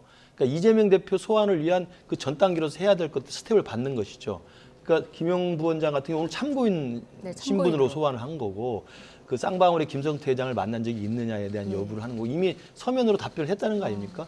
그럼에도 불구하고 이제 소환을 했고 또 김용 부원장이 그동안은 소환에 응하지 않다가 오늘은 출두를 했어요. 저는 양쪽 다 의도가 있었다고 생각해요. 검찰은 그 김용 부원장까지 다 부르고 또 뭐 정진상 실장도 불러서 소환을 한 다음에 그 이화영 전 부지사의 진술 번복된 내용에 대한 증거를 보강하는 차원에서 관련자들 다 조사를 하고 마지막에 이재명 대표를 소환할 수 있는 정지 작업을 하는 것이라는 의미가 있고요. 두 번째로는 김용 부원장 입장에서는 그동안에 소환에 응하지 않다가 참고인을 왜 왔겠느냐 오늘. 이 민감한 시기에 검찰이 갖고 있는 정보가 어느 정도 확인해 볼 필요는 있죠. 좀 파악해보고자. 그렇죠. 질문의 내용을 보면 알거든요. 어느 정도 파악이 돼 있는 것이고 이화영 부지사가 진술한 내용이 어느 정도 수준인가를 김용 부원장이 감은 잡을 수 있지 않겠습니까? 그래서 수사를 받아보면. 그렇죠. 참고인 조사를 해보면 질문의 내용과 질문의 범위를 들을 수 있으니까 아마 그런 입장에서 오늘 김용 부원장은 그 소환 조사에 응한 것 같고 저는 이것도 마찬가지로 생각합니다. 백현동 사건이 있어야만 영장을 친다기보다는 쌍방울 대북 송금이 저는 더 그 크리티컬하다고 보는데 이건 왜냐하면 이화영 부지사가 끝까지 길목을 지키고 있다가 이화영 부지사의 문이 열리면서 사실은 그 다음에는 이재명 대표를 보호할 수 있는 방어 장치가 완전히 해제돼 버린 거거든요. 백현동은 아직 몇 개가 남아 있죠. 그러나 이 대북 송금은 이화영 지사의 진술 번복과 그 번복된 진술을 보강하고 확증할 수 있는 증거와 그 자료가 확보가 되면 다음은 바로 이재명 대표 구속 수사할 수밖에 없는 상황이 됩니다. 그렇기 때문에 아마 이게 훨씬 더 저는 결정타가 될 거라고 생각합니다. 이화영 전 부지사가 진술이 번복된 때라는 그 보도도 있고 이건 맞는데 그 다음에 또 옥중 편지가 나왔고요. 그렇습니다. 그 다음에 또 이화영 전 부지사의 부인의 재판장에서의 어떤 행보라든가 이런 걸 보면서 국민들이 굉장히 혼란스러운 이런 상황이거든요. 그렇습니다. 일단 이화영 전 부지사가 입장을 바꿨다, 뭐 진술을 바꿨다라는 보도들은 많이 나왔습니다. 그러나 본인이 옥중에서 친필 편지를 통해서 이재명 대표와 관련이 없다는 취지로 지금 상황을 다시 밝힌 상황입니다. 그렇기 때문에 재판장에서는 변호인을 좀 바꾸자고 한 부인의 얘기에 대해서도 아니다 이렇게 또 얘기를 해서 그렇죠. 일단 지금 얼마 전에 25일이었는데 그날 재판에서 사실 이화영 전 부지사가 뭐 이재명 대표와의 관련된 진술을 어떻게 할지에 대해서 많은 관심이 있었지만 사실 그날은 그런 진술은 나오지 않았고요. 변호인을 해임할 것인지에 대한 여부를 가지고 사실 배우자와 논박을 하는 좀 굉장히 이례적인 상황이 재판장에서 펼쳐지기는 했었습니다. 결국 배우자로서는 이화영 전 부지사가 검찰로부터 지금 굉장한 심리적 압박을 받고 있다라는 의혹을 계속 제기하고 있는 상황이고요. 이화영 전 부지사는 그럼에도 배우자가 해임을 하겠다라고 했던 그 변호인들에 대해서는 계속 실의를 보여주고 있는 상황입니다. 결국 중요한 것은 다음 재판일 텐데요. 8월 8일에 재판이 열립니다. 이화영 전 부지사가 법정에서 과연 어떤 진술을 할지가 가장 중요할 텐데 우리가 이제 법이 바뀌어서 검찰에서 했던 진술은 법정에 와서 그 내용을 부인하게 되면 증거 능력이 없습니다. 결국 만약에 이화영 전 부지사가 검찰 앞에서 뭐 이재명 대표와의 관련성에 대해 진술을 한 바가 봤다라고 하더라도 네. 법정에 와서 그 내용이 사실이 아니다라고 부인하면 그 진술은 증거 능력이 전혀 없게 되기 때문에 8월 8일에 있을 재판에서 이화영 전 부지사가 어떻게 진술을 하는지에 따라 이 재판의 향방이 어떻게 갈리겠다라는 생각이 듭니다. 그러니까 8월 8일 열리는 재판에서 이화영 전 부지사가 어떤 발언을 할지 이거 굉장히 주목해서 봐야 되는 대목인데요. 이화영 전 부지사의 부인은 지금 이화영 전 부지사가 검찰로부터 압박을 받고 있다 이렇게 주장하고 있고 지금 여당은 민주당이 이화영 전 부지사를 회유하고 있다 이런 주장을 또 하고 있거든요. 자, 민주당의 한 의원이 이화영 전 부지사 측근을 만나서 당이 돕겠다고 했다는 보도가 나왔었죠. 당사자로 지목된 박찬대 의원 오늘 전면 부인했습니다. 듣고 오시겠습니다. 누구야? 장혜찬? 너무 막 수준 안 된 얘기를 막 해가지고 한마디는 드려야 될 것 같아요. 이화영 전 부지사님 구속되고 난 이후에 한 번도 만나보거나 면회를 한 적도 전혀 없거든요. 심지어 그 부인 되시는 분은 제가 얼굴도 몰라요. 검찰 독재 정치 탄압 대책위원장이라서 그런가. 아무튼 만난 적도 없고 부인은 얼굴도 모른다. 그게 사실은 분명한 팩트거든요. 변호인들도 그 건 관련해서 만난 적이 없어요. 자, 처음에 지목된 분은 김영진 의원이었던가요? 근데 내가 만난 적 없다 이렇게 부인을 했고요. 그다음에 지목된 분이 박찬대 의원인데 지금 들어보면 사실 그 의혹이 제기된 거는 이화영 전 부지사의 측근을 만났다 이렇게 제기가 됐는데 지금 들어보면 이화영 전 부지사님 구속되고 난 뒤에 한 번도 못 맞고 부인은 내가 심지어 얼굴도 모른다. 자, 이렇게 반박하고 있어요. 그러니까 그 단독 보도한 TV조선의 그 보도를 교묘히 피해간 발언이죠. 그러니까 그 TV조선의 보도는 뭐였냐면 그 박찬대 수석 최고위원이 이화영 지사를 만났다고 보도한 게 아니고 이화영 지사의 최측근을 만났다라는 보도였습니다. 그러면 오늘 부인을 하려면 그 측근을 만나지 않았다라고 그 측근은 누구로 특정이 돼 있습니다. 그 성균관대 운동권 후배로 제가 알고 있고요. 용인에서 과거에 출마한 적이 있는 분이에요. 그러니까 그 사람을 만났다 안 만났다를 부인하든지 시인하면 되는 건데 그 이야기는 쏙 빠져 있지 않습니까? 빠져 있고 지금 이야기하는 것은 이화영 지사를 만난 적이 없다. 면회를 한 번도 가지 않았다. 그건 그 질문인데 대한 답이 아니죠. 두 번째로 그 부인의 얼굴도 모른다고 이야기합니다만 또 TV조선의 단독 보도는 부인과 통화를 한 차례 한 것으로 보도를 하고 있습니다. 그렇기 때문에 전화를 했는지 안 했는지에 대한 답을 주면 되는데 그 이야기는 빼고 얼굴을 몰라. 당연히 전화 통화하고 얼굴을 모를 수 있죠. 그런 식으로 할 수 있는 게 많기 때문에 저는 지금 박찬대 최고위원이 이 사건이 터지기 시작한 7월 초에 지금 이화영 지사의 진술이 번복된 즈음이 그 7월 초거든요. 7월 초 중순쯤 돼서 이제 박찬대 최고위원이 그 측근을 만나서 당이 도울 건 돕겠다라고 이야기했고 그 뒤로 진행되는 정황을 보면 전 당적으로 보여서 부인까지 포함해서 전 당적으로 보여서 이화영 지사의 입을 틀어막으려고 엄청난 압박과 회유를 했던 게 보이지 않습니까? 국회의원 4분이 가서 검찰청 앞에 연좌룡성을 하고 또 잇따라 특별 면회 신청 그동안 면회도 잘 안 가던 분들이 면회 신청을 막 해놓고 부인은 가서 법정에 소리 지르고 변호사를 자르고 또 개딸로 추정되는 분들은 영치금을 보내면서 압박을 넣고 있는 거잖아요. 그러니까 이런 내용들의 시작점이 박찬대 최고위원이 그 측근을 만난 이유였기 때문에 제가 아까 말씀드린 것처럼 백현동 사건보다는 이 쌍방울 대북송금 사건이 이재명 대표로서는 가장 치명적인 약점이라는 것을 민주당 전체가 저는 더 반증하는 사례라고 생각해요. 더 정확히 알고 있다는 것을 반증하는 몸부림이 아닌가 저는 그렇게 생각합니다. 박찬대 의원은 왜 이런 얘기가 나오는지 모르겠다라고 하는데 지금 김근식 실장님은 그 질문에 대한 발언을 교묘히 좀 피해갔다 이렇게 얘기를 하셨거든요. 장현주 변호사님도 옆에서 같이 들으셨는데 법률가로서 보시기에 박찬대 의원이 좀 측근을 만난 것 같습니까? 아닌 것 같습니까? 사실 이 얘기만 가지고 판단하기는 어려울 것 같아요. 일단 박찬대 의원이 아니라고 하고 있으니까요. 아무래도 이 관련해서는 또 후속 보도라든지 또 후속 취재가 있지 않겠습니까? 기자들이 당연히 후속 질문을 할 것이고 그것에 대해서 박찬대 의원이 어떻게 대답하는지를 또 보면 알 수 있을 것 같습니다. 다만 지금 이화영 전 부지사가 구속이 된 지 10개월이 됐거든요. 사실 민주당에서 이화영 전 부지사를 어떻게 접촉해서 어떻게 회유를 한다는 건지 저는 좀 의문입니다. 사실 10개월 동안 사람이 구속되어 되어 있으면 사회와 단절이 되고 오히려 검찰에 들어가서 출정을 가서 조사를 받게 되면 검찰을 더 많이 만날 수밖에 없는 상황이거든요. 그리고 사실 지금 김구식 교수님도 뭐 민주당 의원들이 뭐 특별면회를 신청하는 부분들을 지적해 주셨는데 물론 그 부분에 대해서 또 회유 시도가 있는 거 아니냐라고 보실 수 있다는 거는 이해가 됩니다. 다만 그 부분 특히 특별면회를 신청한다든지 그다음에 민주당 의원 4명이 뭐 수원지검 앞에 가서 뭐 연좌 논성 벌였던 부분들 같은 경우에는 배우자의 탄원서의 내용에 대한 어떤 진상을 확인해 보기 위함이 있었다는 부분을 꼭 말씀드려야 될 것 같습니다. 배우자가 자필로 탄원서가 왔는데 정말 절절한 내용들이 있었습니다. 배우자인 이화영 전 부지사가 지금 건강 상태가 매우 나쁘고 심리적으로 압박을 많이 받아서 뭐 치아가 3개가 빠졌다 이런 내용들이 있었거든요. 당연히 민주당으로서는 특히 인권위원회나 법률위원회에서는 검찰의 어떤 이런 압박이나 탄압이 있었는지에 대해서 확인해 봐야 된다는 입장이었고 그렇기 때문에 그 이후로 특별면회나 이런 부분들이 신청이 된 것이지 이걸 가지고 이화영 전 부지사에 대한 회유 시도가 있었다라고 보는 것은 좀 정치 공세가 아닌가 생각이 듭니다. 네. 배우자 부분이 이제 이야기를 안 하고 넘어갈 수가 없는데요. 이번 주였죠. 이제 법정에서 보기 힘든 이례적인 장면이 연출됐지 않습니까? 피고인 이화영이 법정에 출두해 있고 재판정에 방청했던 부인이 그 피고인 이화영 부지사에게 정신 차려라. 너 그러면 안 된다. 그리고 변호사 해임을 했다. 이화영 부지사는 내 뜻이 아니다. 그대로 가겠다라고 이야기를 한 거 아닙니까? 결국 사실 법정에서 부부싸움이 벌어지는 정말 이례적인 장면이었는데요. 그리고 나와서 이제 이 배우자라는 분이 어젠가는 어디 라디오 인터뷰를 했습니다. 그 라디오 인터뷰에 배우자 부인이 스스로 다 이야기를 해요.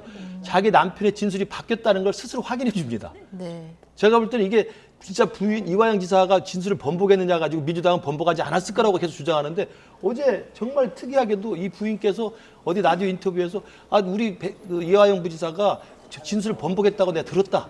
확인을 해주고 있어요. 변호사로부터 들었는데 이게 검찰로부터 압박을 받아서 나온 것 같아요. 진술이 번복된 걸 확인해 주는 그런 역설적인 효과가 있었고요.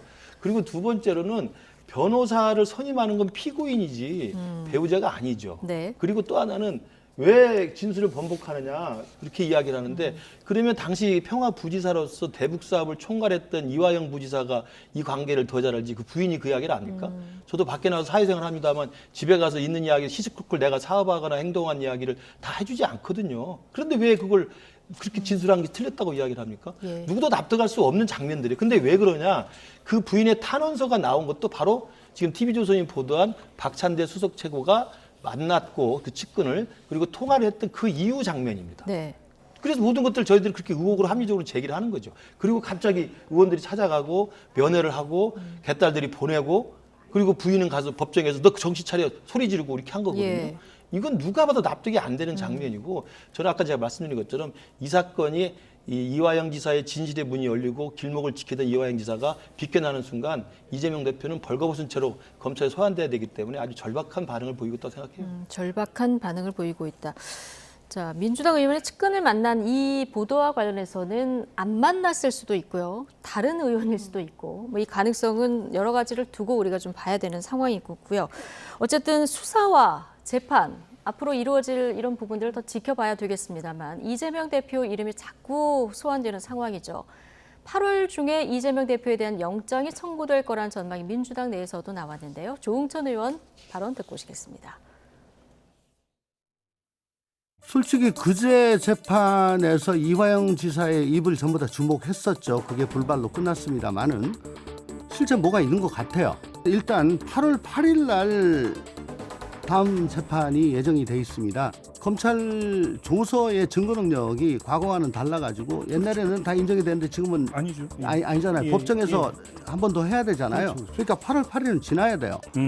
그래서 거기서 만약에 인정이 됐다 라고 하더라도 그 다음에 이 대표를 소환해야 되잖아요. 네. 그 일정을 잡아야 되죠. 그렇다면은 지금 마지막 게이트키퍼가 이화영 전 부지사라고 봤을 때 이게 뚫리면은 영장이 올 수가 있죠. 앞서 우리가 계속 얘기했던 8월 8일 재판. 이때 이화영 전 부지사의 어떤 유의미한 발언이 나오면 이재명 대표를 소환 조사할 거고 그러면 그 다음에 영장을 청구할 텐데 8월 임시국회 그 회기 중이 될 거다 이런 전망이에요. 그렇죠. 조응천 의원이 이제 가정적인 전제 하에서 또 네. 말씀을 좀 주신 것 같은데요. 8월 8일 재판에서 이화영 전 부지사가 어떤 진술을 할지는 모르겠지만 그렇죠. 만약 이재명 대표에게 불리한 진술을 하게 된다라고 한다면 그 가정이 맞다라고 한다면 당연히 검찰은 다음으로 이재명 대표를 소환할 근거를 찾았다라고 볼 것입니다. 그러나 또 반대로 이화영 전 부지사가 법정에 나와서 본인이 친필 편지에 쓴 내용대로 그러니까 이재명 대표와 관련이 없다는 취지로 진술을 하게 된다라고 한다면 네. 검찰로서는 이재명 대표로 갈 수 있는 길목이 또다시 막히게 되는 겁니다. 그러면 소환을 할 근거도 없어질 것이고요. 예. 그래서 영장 청구도 당연히 어려울 것 아니겠느냐. 결국에는 8월 8일 이화영 전 부지사의 입이 가장 중요하겠다라는 생각이 듭니다. 그렇죠. 만약에 나는 보고 안 했는데 보고했다고 이렇게 얘기를 한 거다. 이렇게 재판에서 뒤집어 버리면 이재명 대표를 소환할 만한 그 다리는 하나 없어지는 그렇죠. 이런 상황이 되는 건데 만약에 또 하나 내 원래 진술이 맞았다 이렇게 하면은 또 다리가 연결되는 이런 상황이 되는데 이재명 대표 불체포 특권 내려놓겠다고 했고요. 민주당도 뭐 정당한 영장 이런 조건을 달긴 했지만 불체포 특권 내려놓는 것은 이제 당론으로 어떻게 보면 결의를 하지 않았습니까?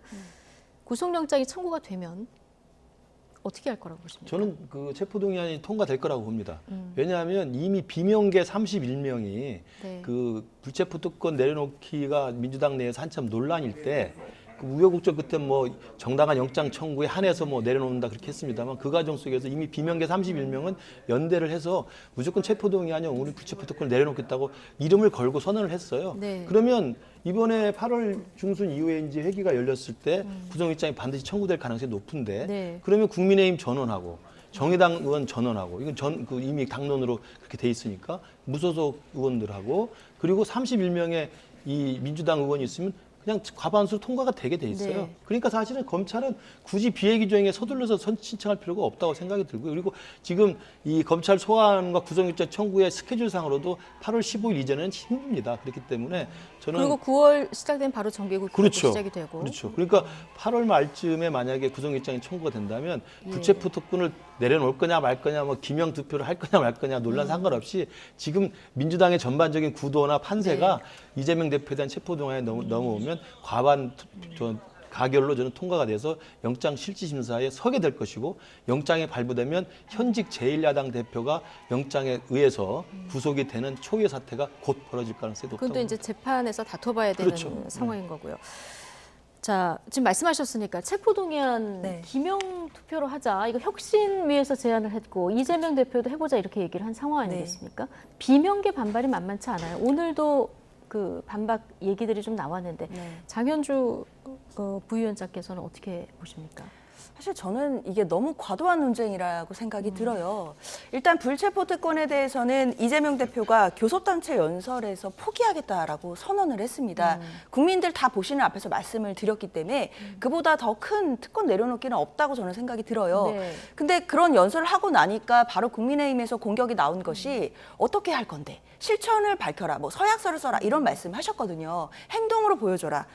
그렇기 때문에 사실 여러 가지 이야기들이 나왔었는데 저는 혁신위에서 기명투표를 제안한 것도 불체포 특권이라는 사실 헌법상 권리를 포기한다는 게 사실은 어려운 일이잖아요. 그래서 네. 그걸 어떻게 하면 할 수 있을까라는 방법론적인 부분에서 기명투표 얘기까지 나온 거라고 생각이 듭니다. 그럼 당연히 국민의 알 권리도 있는 것이고 또 책임 정치라는 측면에서 기명투표에 대한 논의는 있을 수 있다고 생각이 들거든요.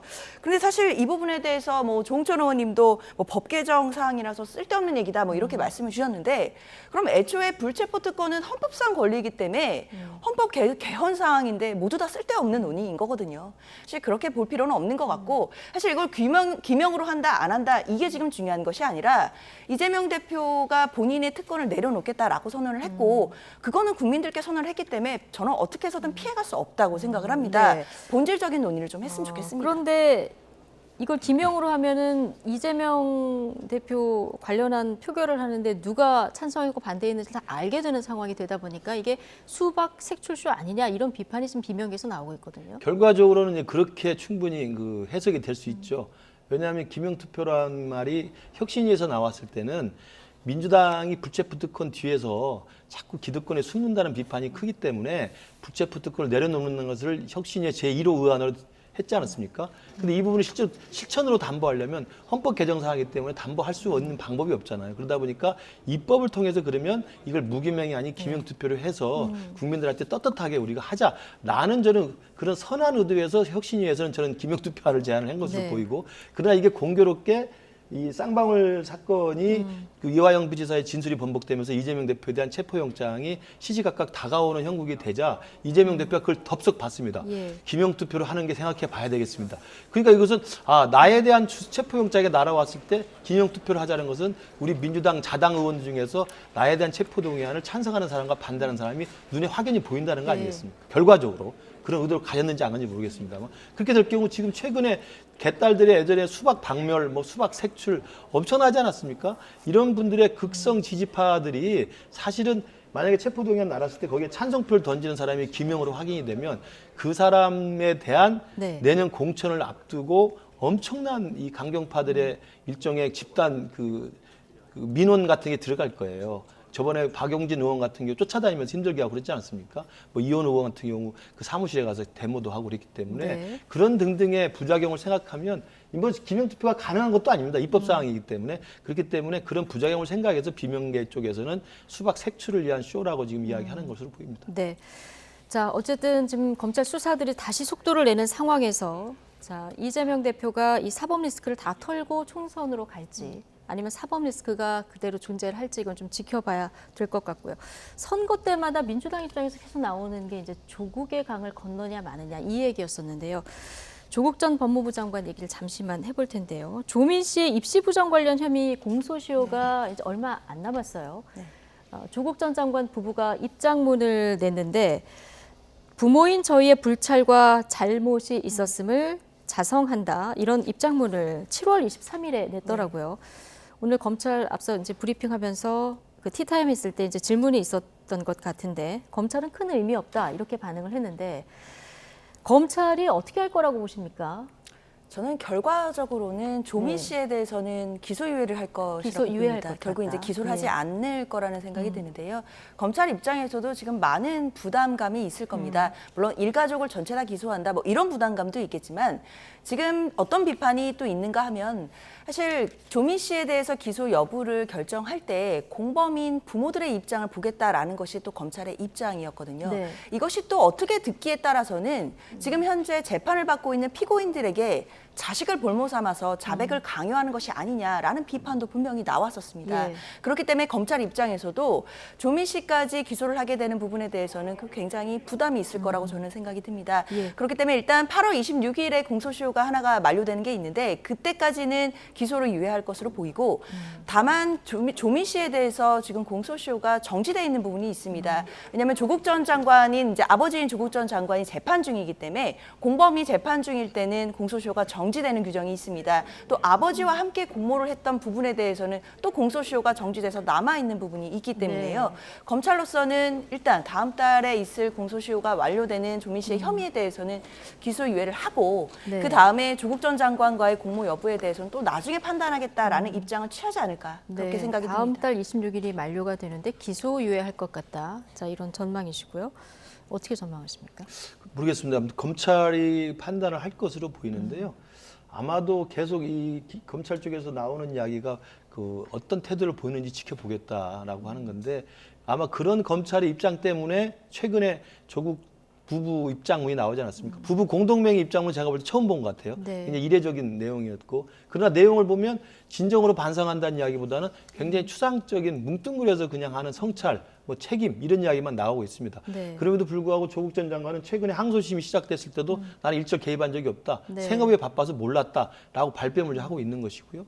그리고 또 특히나 더 중요한 것은 딸도 의사면허가 취소되고 아들도 석사학위를 반납하고 이런 식의 반성의 모드를 보여주고 있는 그 뒷면에서는 또 조국 전 장관은 자기를 파면했다고 서울대 파면 조치에 대해서 교원 소청심사위원회에 지금 제소를 하지 않았습니까? 그런 걸 보면 검찰에 봤을 때는 지금 나온 조국 부부의 입장문 자체를 보고 반성의 태도가 확실하다라고 보는 건 아니기 때문에 그리고 또 하나의 국민 법감정은 조민 씨가 학위를 의사면허를 취소하고 그다음에 입시 취소에 대한 무효 소송을 취하긴 했습니다만 그 이후에 지금 유튜브 활동을 하는 걸 보면 진정으로 반성하고 있는가에 대한 국민들의 좀 불편한 시선들이 좀 더 많다고 봅니다. 그래서 검찰은 막판까지 고민하지 않을까 싶습니다. 네. 자, 홍준표 대구시장 얘기 아주 짧게만 1분씩만 얘기를 들어볼 텐데 10개월 당원권 정지. 상당히 예상보다 좀 중징계가 내려졌다 이런 그 평가들이 많이 나오고 있는데요. 자, 계속 글을 조금씩은 올리고 있는데 수위는 조금 조절을 하시는 것 같습니다. 오늘 발언권은 정지되지 않았다 이런 글을 올렸는데 앞으로 홍준표 대표 계속 어떤 그 정치적 얘기 이어갈 것 같습니까? 계속 이어갈 것 같습니다. 예. 사실 당원권 정지가 됐다라고 해도 홍준표 시장이 뭔가 시정 활동을 하는 것이라든지 아니면 SNS 활동을 하는데 전혀 제약이 없는 상태입니다. 그렇기 때문에 홍준표 시장으로서는 또 본인이 얘기하지 않았습니까? 앞으로 네. 자기에게 3년이 남아있다. 그 3년 동안 가만히 있을 분은 아니라고 생각이 들기 때문에요. 네. 당에 관련돼서도 그리고 정치의 현안에 대해서도 계속해서 쓴소리를 남기지 않겠나라는 예상이 듭니다. 네, 하태경 의원은 침묵 모드로 가면 홍준표가 아니다. 계속 발언할 것이다 이렇게 또 전망을 했는데 여당 내에서 홍준표 시장의 정치적 입지 관련해서 여러 가지 뭐 평가들이 나오더라고요. 김근식 실장님 어떻게 보십니까? 우리 당의 소중한 자산 중에 한 분이죠. 네. 뭐 당대표를 2번이나 하셨고 대선 후보도 하신 분이고 그리고 사실상 쓴소리를 굉장히 잘하시는 분이잖아요. 그래서 저는 일정 정도 홍준표 대표의 입지도 있고 네. 그다음에 당의 어떤 상징으로서 의미는 있다고 보는데 홍준표 대표에게 따라다니는 이야기가 공존하고 있는 게 쓴소리 또 홍카콜라라는 이야기도 있지만 막말 제조기라는 말도 같이 따라다녀요. 그러니까 발언에 항상 신중을 기했으면 좋겠다는 제 개인적인 바람을 말씀드리고 이번 건 관련해서는 발언권은 살아있다라는 이야기를 한다는 것은 계속 이야기를 하겠다는 건데 이야기할 수 있죠. 네. 하는 게 좋습니다. 쓴소리도 하고 당이 잘 되기를 바라면서 당에 조언하는 건 당의 원리로서 필요한데 잘 생각해 보십시오. 이번에 징계는 쓴소리했다고 징계한 겁니까? 아니지 않습니까? 네. 수해에 민심과 동떨어져서 골프를 쳤고 그 이후에 골프 쳤다는 논란이 제기되니까 버럭버럭 화를 내면서 국민들 상대로 똑바로 하라고 큰소리 친 거 아닙니까? 자기가 잘못한 것에 대한 징계를 받았으면 먼저 그것에 대해 자수하는 게 필요하고 쓴소리는 얼마든지 다 하셔도 된다 말씀드립니다. 네. 발언권은 정지되지 않았다 이렇게 글을 남기셨으니까 앞으로 어느 정도 수위에서 발언을 계속 내놓을지 또 관심 있게 국민들이 지켜볼 것 같습니다. 라이트 포커스 오늘은 김근식 전 국민의힘 비전전략실장, 장현주 민주당 법률위 부위원장 두 분과 함께했습니다. 고맙습니다.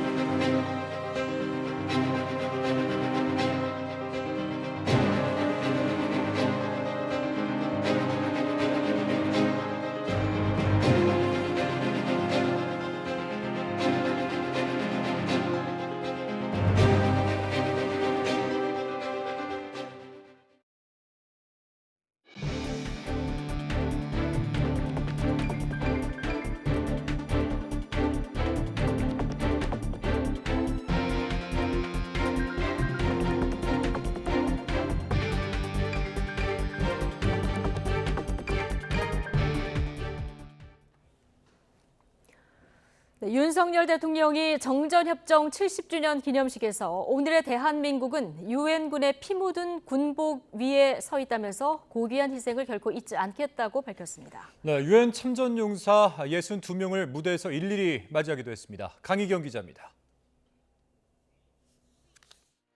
제복을 입은 유엔 참전용사들이 휠체어를 타고 또는 지팡이를 짚은 채 줄지어 입장합니다.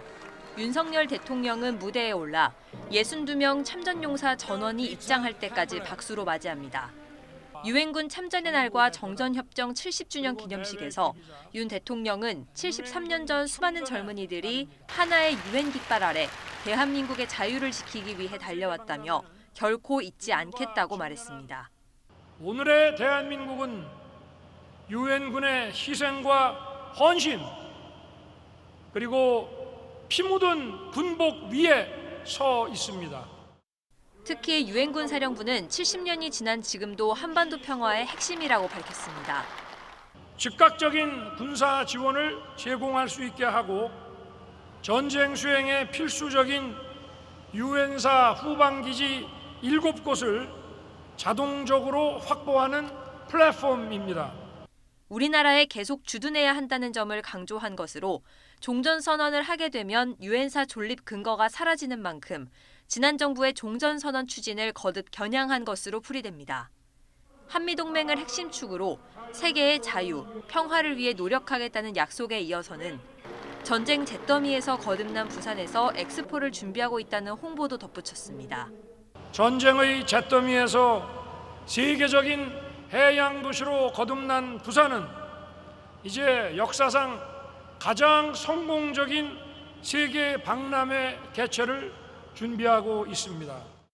기념식에 앞서 윤 대통령은 유엔 기념공원에 있는 위령탑에 참배했습니다.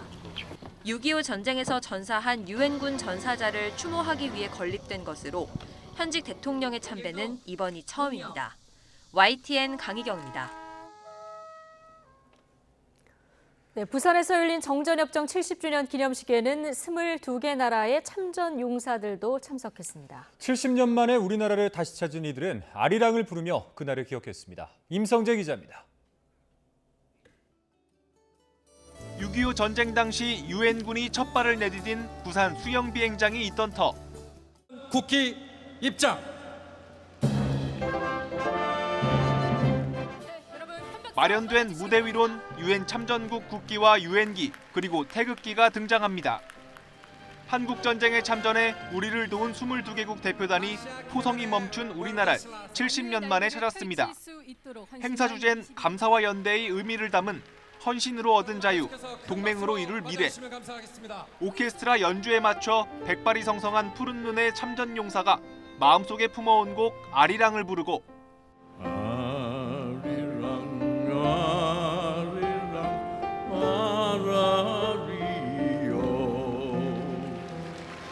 손을 맞잡은 어린이 합창단과 객석에 앉은 모두가 한마음이 되며 행사장 전체로 애환이 담긴 이 곡이 울려 퍼집니다. 참전국 대표단은 폐허 속에서 우뚝 선 한국의 자부심을 느끼면서도 분단의 아픔까지도 치유되는 날이 오길 간절히 바라봅니다. The collective sacrifices of the past and acknowledge their role in shaping the present. Let us also offer our prayers for a peaceful future for our friends, our partners, and our allies in Korea. 18살 나이로 전쟁에 참전했던 두 영웅에겐 훈장과 포장이 수여되기도 했습니다. 정부는 참전국과 참전 용사와의 확고한 연대로 미래 70년을 함께 만들어 나가겠다고 강조했습니다. YTN 임성재입니다. 북한은 6.25 전쟁 정전협정 체결일을 미국과 싸워 승리한 날이라면서 전승절이라고 주장하는데 70주년을 맞아 대규모 열병식도 개최했습니다. 김정은 국무위원장은 열병식 전부터 중국과 러시아와의 연대를 한껏 과시했습니다. 최도희 기자입니다. 전승절 70주년을 맞은 북한이 대규모 야간 열병식을 열었습니다. 북한이 열병식을 연 건 지난 2월 이후 5개월여 만입니다. 김정은 국무위원장이 열병식에 참석했을 것으로 관측되는 가운데 관심사는 김 위원장의 직접 연설 여부입니다. 방북 중인 중국, 러시아 대표단의 열병식 참석 가능성이 큰 만큼 만약 김 위원장이 연설했다면 한국과 미국, 일본의 공조 강화에 맞서 중국, 러시아와의 연대를 강조하는 메시지를 담았을 것으로 보입니다. 앞서 김 위원장은 세르게이 쇼이구 국방장관 등 러시아 대표단을 직접 환대했고 김정은 동지께서는 쇼이구 국방상과 반갑게 상봉하시고 따뜻한 인사를 나누시었습니다. 무기 전시회까지 동행하며 우크라이나 전쟁 중인 러시아를 상대로 대놓고 무기 세일즈에 나선 모양새입니다. 김 위원장은 또 중국, 러시아 대표단과 나란히 앉아 전승절 기념 공연을 관람하며 북중러 결속을 과시했습니다. 중국 그다음에 러시아 대표단의 그 방북을 통해서 북한은 혼자가 아니고 북중러 연대를 통해서 충분히 앞으로도 생존할 수 있고 오히려 더 핵능력을 강화할 수 있다라는 그 메시지를 열병식을 신형 무기를 선보이는 쇼케이스 현장으로 활용했던 북한이 이번 열병식에 어떤 신형 무기를 공개했을지도 관심입니다.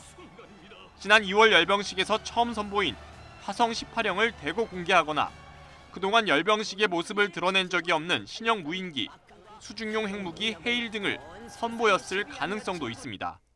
북한은 열병식을 개최한 뒤 시차를 두고 관영 매체 조선중앙TV를 통해 열병식 모습을 녹화 중계할 것으로 보입니다. YTN 최두입니다. 네, 그동안 1950년 10월 6.25 전쟁 파병을 기념해 오던 중국이 올해는 북한과 함께 정전협정일을 승리로 포장하면서 대대적 선전 활동에 나섰습니다. 네, 어린이들까지 동원해 70년 전 참전가를 합창하고 미국을 향해 한국 전쟁의 교훈을 잊지 말라며 엄포를 놓기도 했습니다. 베이징에서 강정규 특파원입니다. 북중 접경 압록강 철교에 붉은 깃발들이 나부낍니다. 백발의 참전 노병들은 물론 대학생과 어린이들까지 동원해 곳곳에서 옛 군가를 부릅니다. 미국에 맞서 북한을 돕는다는 뜻의 항미 원조 전쟁의 역사를 되새기는 선전 활동입니다.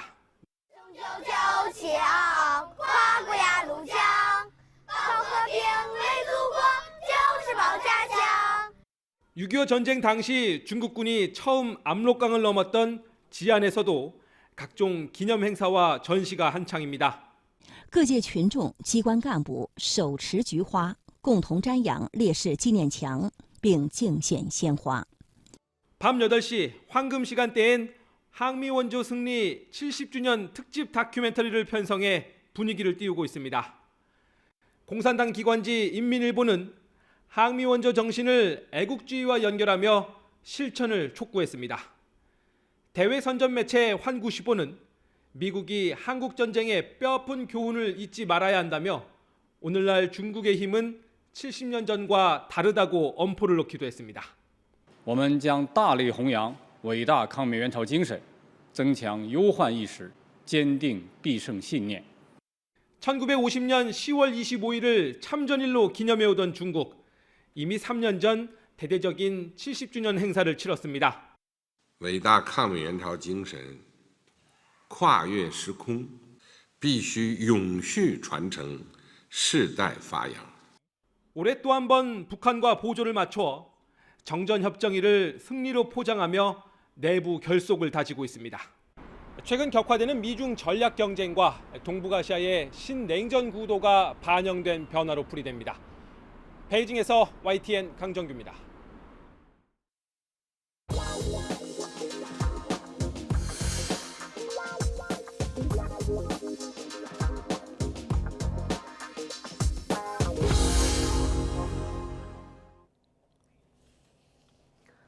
우유의 원료가 되는 원유값이 오는 10월부터 리터당 88원 인상됩니다. 이에 따라 시판 중인 흰우유 가격도 올라서 1리터짜리 흰우유가 3,000원을 넘을 것으로 보입니다. 보도에 박홍구 기자입니다. 낙농가와 유가공 업체로 구성된 낙농진흥회가 진통 끝에 원유값 인상폭에 합의했습니다. 흰우유의 원료가 되는 음용유용 원유값은 리터당 88원, 치즈와 연유 등을 만드는 가공유용 원유값은 87원 오릅니다. 이에 따라 음용유용 원유는 리터당 1,084원에 가공유용 원유는 887원에 유가공 업체에 공급됩니다. 낙농진흥회는 원유 생산비 상승과 흰우유 소비 감소 등을 고려해 인상폭을 결정했다고 밝혔습니다. 인상된 원유값은 오는 10월부터 적용됩니다. 애초 8월부터 적용할 예정이었으나 물가 상승에 따른 소비자 부담을 덜기 위해 적용 시기를 늦췄다고 낙농진흥회 측은 설명했습니다. 하지만 이번 원유값 인상은 지난 2013년 원유 가격 연동제 도입 이후 두 번째로 큰 규모로 대형 마트 기준 1리터 우유 가격이 3,000원을 넘을 것으로 보입니다. 지난해에는 원유값이 49원 오르자 우유 가격은 10% 안팎으로 올라 현재 2,800원대에 판매되고 있습니다. 또 유제품과 가공식품도 연쇄적으로 가격이 오를 가능성이 있습니다. 하지만 정부는 시판 중인 아이스크림이나 빵, 과자의 대부분은 국산 원유를 원료로 쓰고 있지 않다며 이른바 밀크플레이션 우려는 높지 않다고 강조했습니다. 농식품부는 지난 7일에 이어 앞으로도 서울우유와 매일유업 등 유업체들을 만나 가격 인상 자제를 요청할 계획입니다. YTN 박홍구입니다. 결혼할 때 부모로부터 물려받은 자금 가운데 1억 5천만 원까지 정부가 증여세를 부과하지 않기로 했습니다. 양가 합하면 3억 원까지 증여세를 내지 않아도 됩니다. 혼인신고일 전후 2년 이내 총 4년간 부모나 조부모 등 직계 존속으로부터 받은 재산이 대상이고 용도도 제한하지 않기로 했습니다. 이에 따라 결혼할 때 양가에서 반반씩 모두 3억 원을 물려받는 경우 지금은 증여세를 2천만 원 내야 하지만 내년 증여분부터는 내지 않아도 됩니다. 정부가 출산과 양육을 지원하기 위해서 자녀 장려금 지급 대상과 총 지급액을 2배로 늘립니다. 기획재정부는 내년부터 18세 미만 자녀를 키우는 가정에 지원하는 자녀 장려금 지급 기준을 현재 총 급여액 4천만 원 미만에서 7천만 원 미만으로 올리고 자녀 1명당 최대 지급액도 현재 80만 원에서 100만 원으로 늘리기로 했습니다. 또 6살 이하 영유아 의료비는 한도 없이 모두 15% 세액공제를 받을 수 있도록 하고 산후조리비 세액공제도 총 급여 7천만 원 이하 근로자에서 모든 근로자로 대상을 확대하기로 했습니다. 결혼이 늦어지고 고령 산모가 늘어나면서 임신에 어려움을 겪거나 난임 시술로 다둥이를 출산하는 경우가 꾸준히 늘고 있습니다. 정부가 기존 단태아 중심의 정책에서 난임 부부와 다둥이 가정의 지원을 강화하는 방식으로 정책을 전환하기로 했습니다. 신윤정 기자입니다. 지난 3월 국내 처음으로 초산의 자연분만으로 넷쌍둥이를 품에 안은 차지혜 씨. 난임병원에서 시험관 시술을 통해 임신했는데 정부 지원에는 아쉬운 점이 많았습니다. 35주가 되면은 쌍둥이는 거의 대부분 출산을 해요. 35주 전에. 그러니까 36주 이에 쓸 수 있는 그 근로시간 단축 제도는 아예 사용할 수가 없는 상황이거든요. 이제 그런 부분들도 조금 세심하게 조금 배려가 되었으면 좋겠고. 이처럼 고령 산모가 늘어나면서 난임 인구도 늘고 이로 인한 다둥이 출산은 꾸준히 늘고 있습니다. 쌍둥이 이상 다둥이가 전체 출생아에서 차지하는 비중은 5.4%를 차지했고 지난해 출생아 10명 가운데 1명은 난임 시술비 지원을 받아 태어난 아이였습니다. 이에 따라 정부는 단태아 중심의 정책에서 탈피해 난임 부부와 다둥이 가정 지원 확대에 나섭니다. 먼저 임신 출산 진료비 바우처 지원을 현재 1명을 임신한 경우 100만 원, 다둥이는 140만 원을 일괄 지급하고 있는데 앞으로는 태아당 100만 원씩으로 확대합니다. 또 임신 3개월 이내 또는 임신 후기 근로시간 단축을 신청할 수 있는 기간을 36주 이후에서 32주 이후로 앞당겨 다둥이 임신부들이 실질적으로 활용할 수 있도록 할 계획입니다. 다둥이를 출산한 배우자 출산 휴가를 15일로 늘리고 새쌍둥이 이상 가정에 대한 산후조리 도우미 지원 기간도 확대하기로 했습니다. 단태아 중심의 지원 제도를 개선하여 아이를 간절히 원하는 난임 부부, 다둥이 부모님들에게 정부가 마땅히 지원해야 된다는 생각으로. 이와 함께 임신 준비 과정의 지원도 늘립니다. 오는 2025년부터는 난소기능 검사, 정액 검사 등 검진비로 최대 15만 원을 지원하고 난자를 냉동해 임신에 활용하는 경우에 대해서도 처음 지원을 시작합니다. 보건복지부는 저출산을 완화하기 위해 임신과 출산을 희망하는 부부들에게 체감도 높은 정책을 지속적으로 마련해 나가겠다고 밝혔습니다. YTN 신윤정입니다.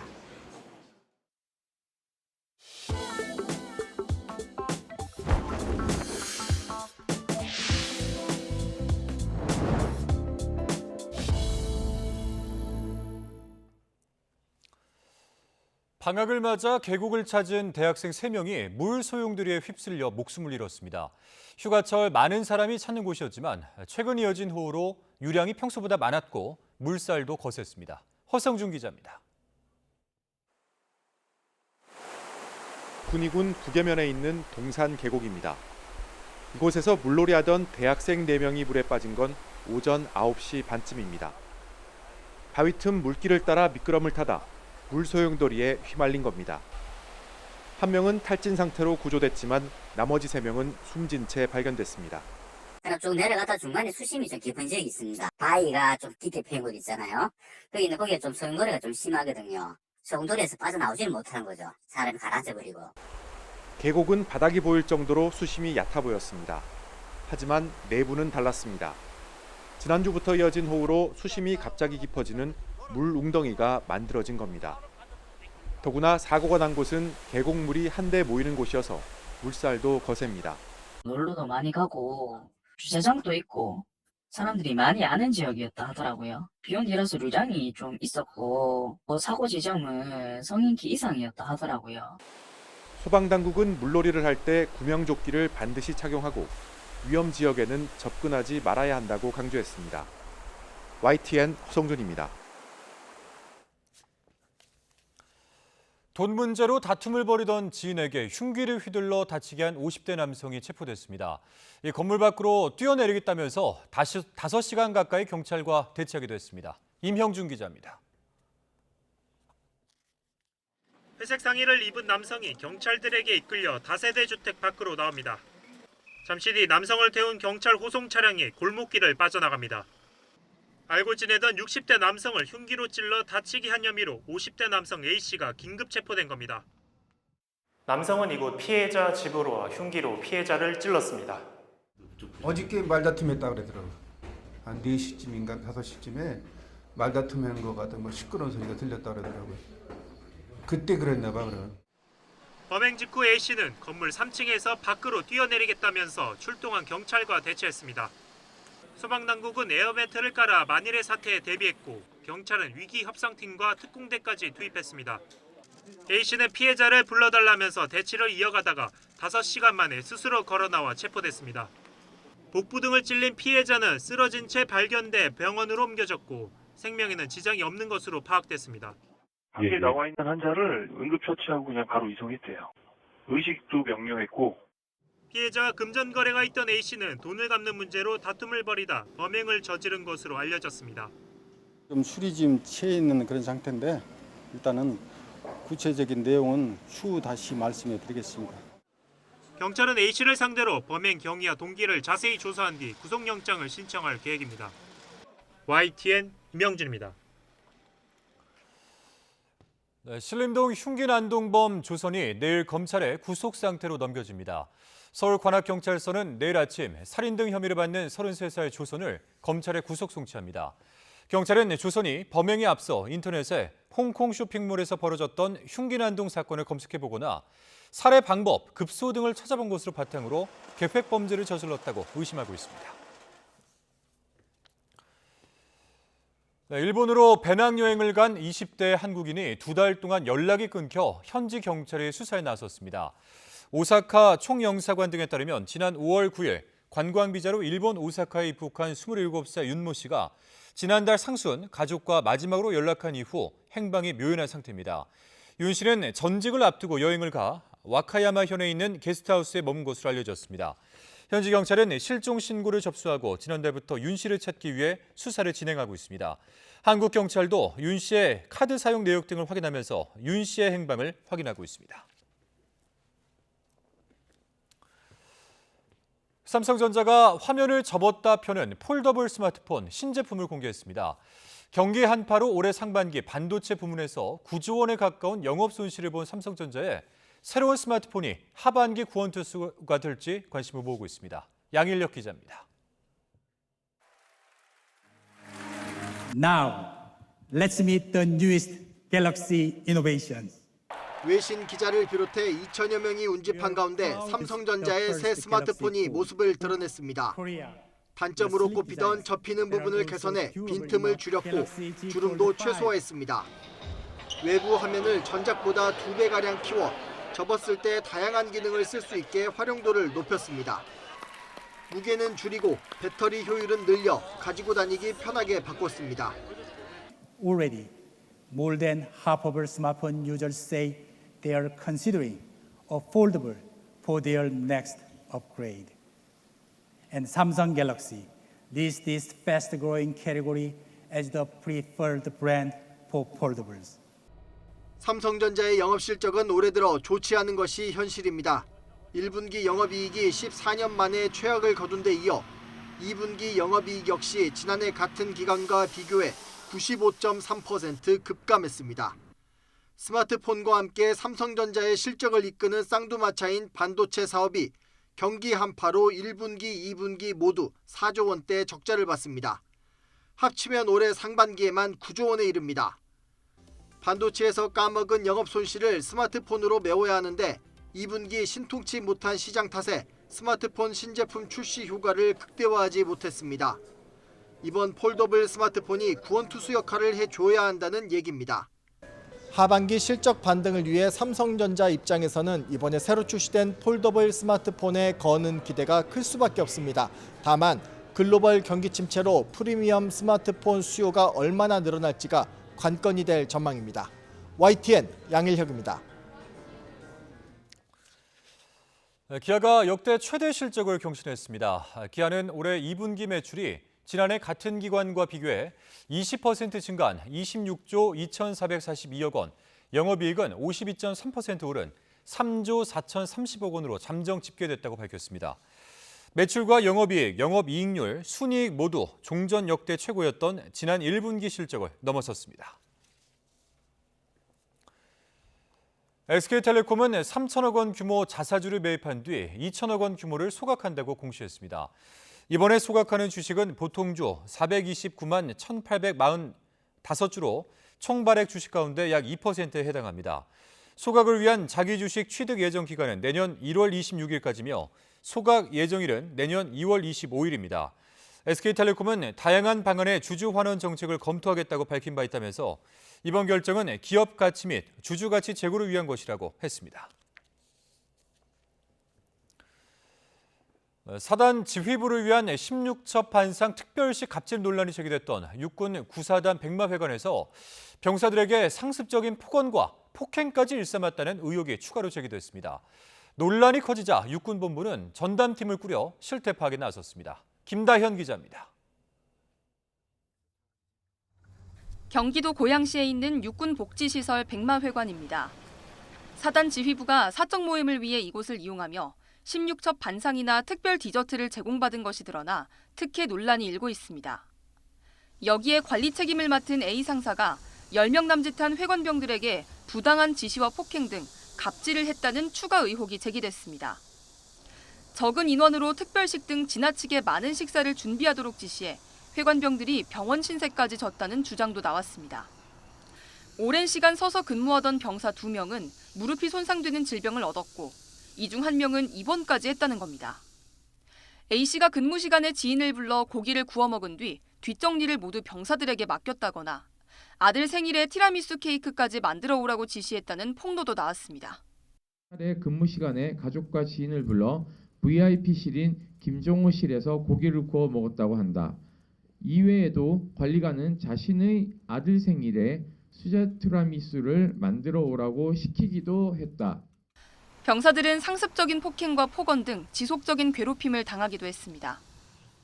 A 상사가 농담을 빙자해 여러 사람 앞에서 병사를 성희롱하거나 일처리가 조금이라도 늦어지면 폭언을 일삼았다는 겁니다. 또 장난감 도끼나 플라스틱 통으로 상습적인 폭행을 당했다는 주장도 제기됐습니다. 군인권센터는 관련자들을 엄중 수사하고 보직해임해야 한다고 목소리를 높였습니다. 현재 백마회관의 출입문은 굳게 닫혀 있습니다. 지휘관과 관리관의 특혜 그리고 갑질 의혹까지 터져나오면서 영업을 중단한 겁니다. 육군본부는 전담팀을 꾸려 문제가 된 백마회관의 실태를 조사하고 다른 부대에서 운영하는 모든 복지회관을 점검하겠다고 밝혔습니다. YTN 김다현입니다. 요즘 동해안 오징어를 금징어라고 부르죠. 수온 상승으로 어획량이 크게 줄면서 가격도 뛰고 맛보기도 쉽지 않은데요. 일부 어민들은 러시아로 원정 조업에 나서기로 했습니다. 송세혁 기자가 취재했습니다. 강원도 강릉 주문진항 오징어 체납기 어선들이 일주일 넘게 출항하지 않고 있습니다. 오징어 어획량이 줄면서 기름값과 인건비 등을 빼면 오히려 조업하는 게 적자이기 때문입니다. 720마리 잡았네. 가격은 한 600만 원 해서 최하가 1000만 원 잡아야 합니다. 가족점네. 그래. 올해 들어 지금까지 강원도 동해안에서 잡힌 오징어는 792톤입니다. 최근 3년 같은 기간 평균보다 무려 70% 넘게 줄었습니다. 사정이 이렇다 보니 오징어 가격은 치솟고 있습니다. 동해안 산지에서 오징어 소매 가격은 한 마리에 10,000원 선, 비쌀 때는 2만 원까지 올라갑니다. 많이 찾는데 너무 비싸고 양이 없으니까 잘 못 드시죠. 어획량이 줄어든 건 수온 상승으로 회유성인 오징어가 예년보다 빠르게 동해 북쪽으로 북상한 탓으로 추정됩니다. 한 1도에서 크게는 한 5도 정도 이렇게 예년보다 많이 상승을 했습니다. 그렇다 보니까 살오징어가 살기에 적합한 그 수온대가 동해보다는 조금 더 북쪽에 형성되어서 또 북한 수역에서 중국 어선들의 무분별한 오징어 남획도 한 원인으로 꼽힙니다. 오징어 품귀 현상 속에 강원도와 경북 동해안 체납기 어선 30여 척은 이달 말부터 입어료를 내고 러시아 해역으로 원정 오징어 조업에 나설 예정입니다. YTN 송세혁입니다. 민간 전문가 등으로 구성된 국회 윤리심사자문위에서 제명 권고 결정이 내려진 김남국 의원에 대한 국회 차원의 징계 논의가 본격적으로 시작됐습니다. 이 거액의 코인 거래에 대한 김 의원의 소명을 거쳐 이르면 다음 달 안에 결론이 나올 것으로 보입니다. 권남기 기자입니다. 김남국 의원에 대한 윤리심사 자문위의 제명 공고안이 나온 뒤 열린 국회 윤리특별위원회 첫 회의. 여야는 김 의원 외에 다른 사안으로 맞붙었습니다. 가상자산 거래 내역을 자문위에 자진신고한 국회의원 11명의 명단이 언론에 공개된 걸 두고 국민의힘은 물타기라고 날을 세웠습니다. 김남국 의원 물타기를 언론기관의 기정사실한 행위나 마찬가지라고 생각합니다. 고발이 당연히 이루어져야 하고 민주당 출신 친명계 인사를 보호하기 위해 다른 의원들의 코인 거래를 흘렸다는 건데 민주당은 적반하장이라고 반발했습니다. 특히 여권 핵심인 권영세 통일부 장관의 가상자산 거래를 문제 삼으며 공직자의 이해충돌과 사익 추구 문제를 똑같은 잣대로 따져봐야 한다고 비판했습니다. 이거야말로 내로남불이고 적반하장입니다. 권영세 의원 등도 김남국 의원과 똑같은 잣대로 양측의 팽팽한 신경전은 김남국 의원 징계 안건을 윤리특위 내 어떤 소위원회에서 다룰지로 이어졌습니다. 국민의힘은 민주당 송기현 의원이 위원장인 2소위 회부를, 반대로 민주당은 국민의힘 이양수 의원이 맡고 있는 1소위에서 다뤄야 한다고 주장한 것으로 전해졌습니다. 진통 끝에 여당이 위원장을 맡은 1소위에서 다루기로 정리됐지만 민주당이 김 의원 징계안을 직접 처리하는 데 부담을 느낀 거란 뒷말이 나왔습니다. 재판 결과가 나올 때까지 그 최종 처리가 지연될 수 있는 우려가 있고 자문위에 제명 공고가 나온 이후 유감을 표명했던 김남국 의원은 공개석상에선 대응을 자제했습니다. 거래 내역 혹시 공개 동의하셨을까요? 지금 본회의 들어가고 있으니까요. 네. 다만 SNS를 통해선 자문위의 공고안이 공정성과 형평성을 현저히 잃었다며 윤리특위 내에서 항변을 예고했습니다. 윤리특위는 김남국 의원의 소명 절차를 거쳐 징계 수위를 결정한 뒤 징계 안건을 국회 본회의에 붙여 최종적으로 확정할 예정입니다. 윤리심사 자문위가 가상자산을 보유한 거대 양당 소속 의원들은 이해충돌 소지가 없다고 판단한 만큼 김남국 의원 징계는 이르면 다음 달 안에 윤곽이 드러날 거란 관측도 나오고 있습니다. YTN 권남기입니다.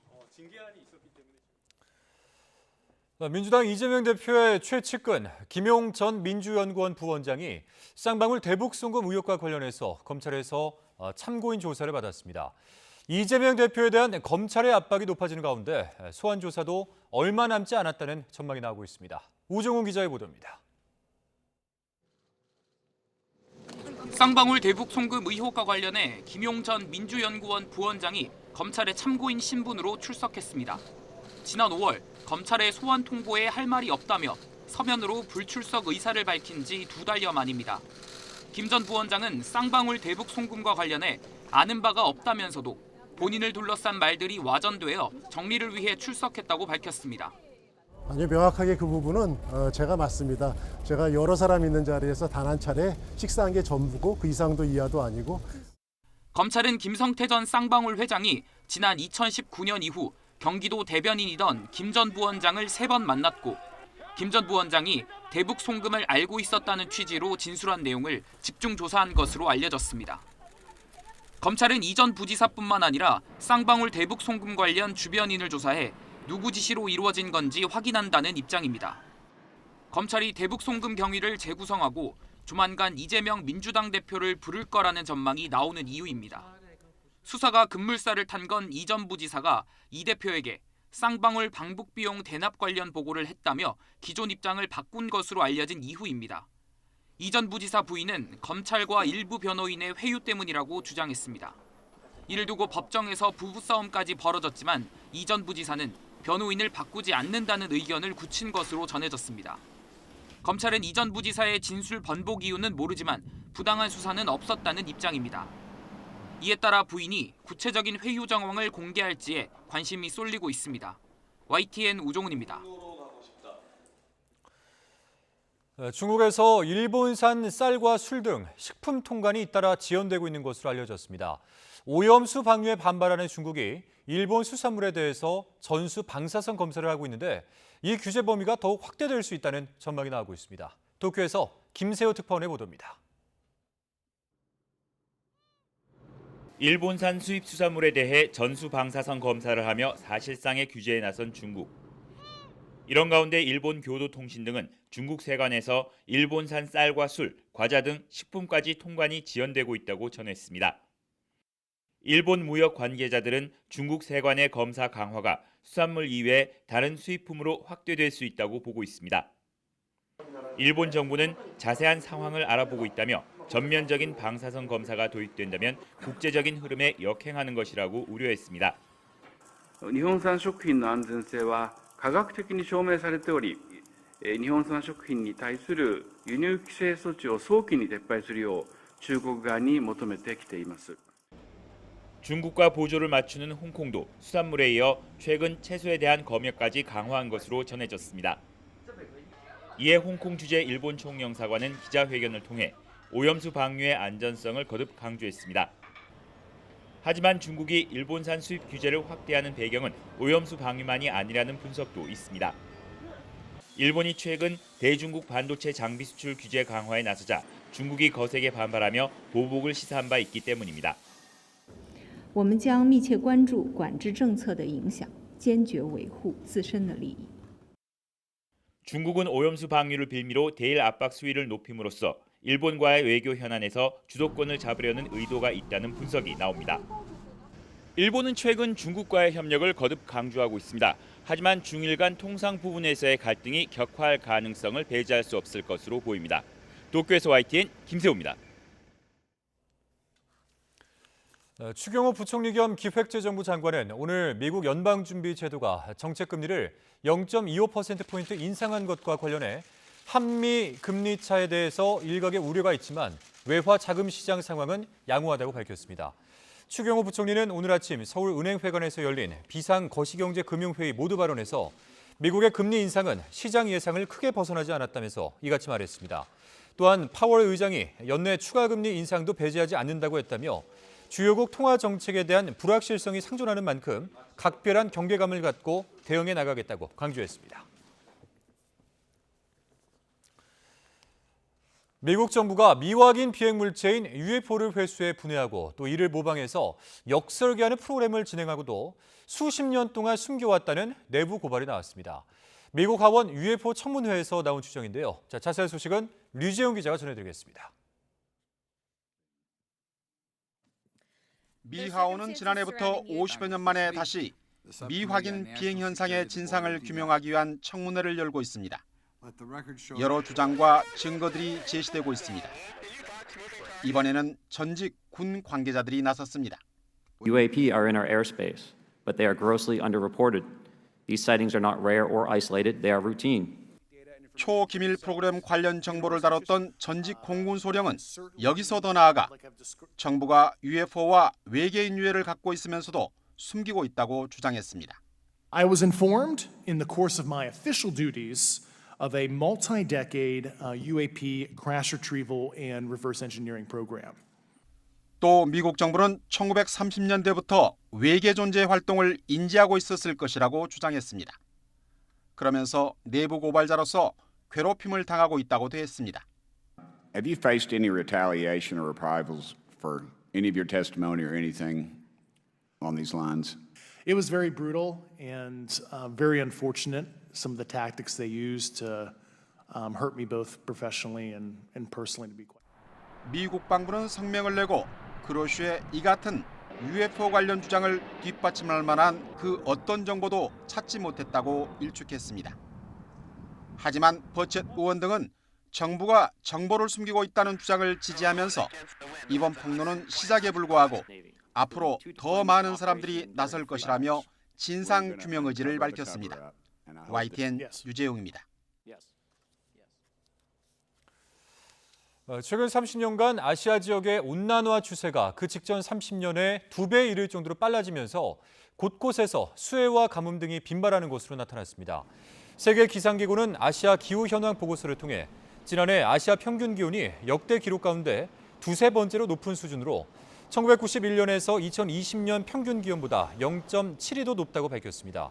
또한 1991년에서 2020년 아시아 평균 기온은 1961년에서 1990년보다 1.68도가량 높아져 아시아 온난화 추세가 2배에 이를 정도로 급격하게 진행되고 있다고 진단했습니다. 11회 연속 피파 월드컵 본선 진출에 도전하는 크리스티아노가 중국, 태국, 싱가포르 괌 승자와 아시아 지역 2차 예선을 치릅니다. 대한민국은 오는 11월 16일 싱가포르 괌 승자와 홈에서 2차 예선 1차전을 치르고 같은 달 21일 중국 원정 경기를 치릅니다. 3번 포트에 포함됐던 북한은 일본, 시리아, 미얀마, 마카오 1차 예선 승자와 함께 B조에 배정됐습니다.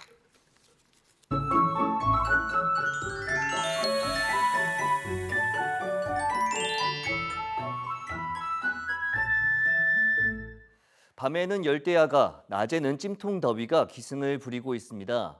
대부분 지역에 폭염특보가 발효 중인 가운데 오늘 밤사이에도 서울 기온이 25도, 강릉 26도, 광주 25도, 부산 26도 이상을 유지하는 등 곳곳에서 열대야가 나타나겠고 내일 낮 동안에는 서울 기온이 34도, 대전 34도, 광주도 34도, 경주 36도까지 오르는 등 오늘과 비슷하거나 조금 높아 무척 덥겠습니다.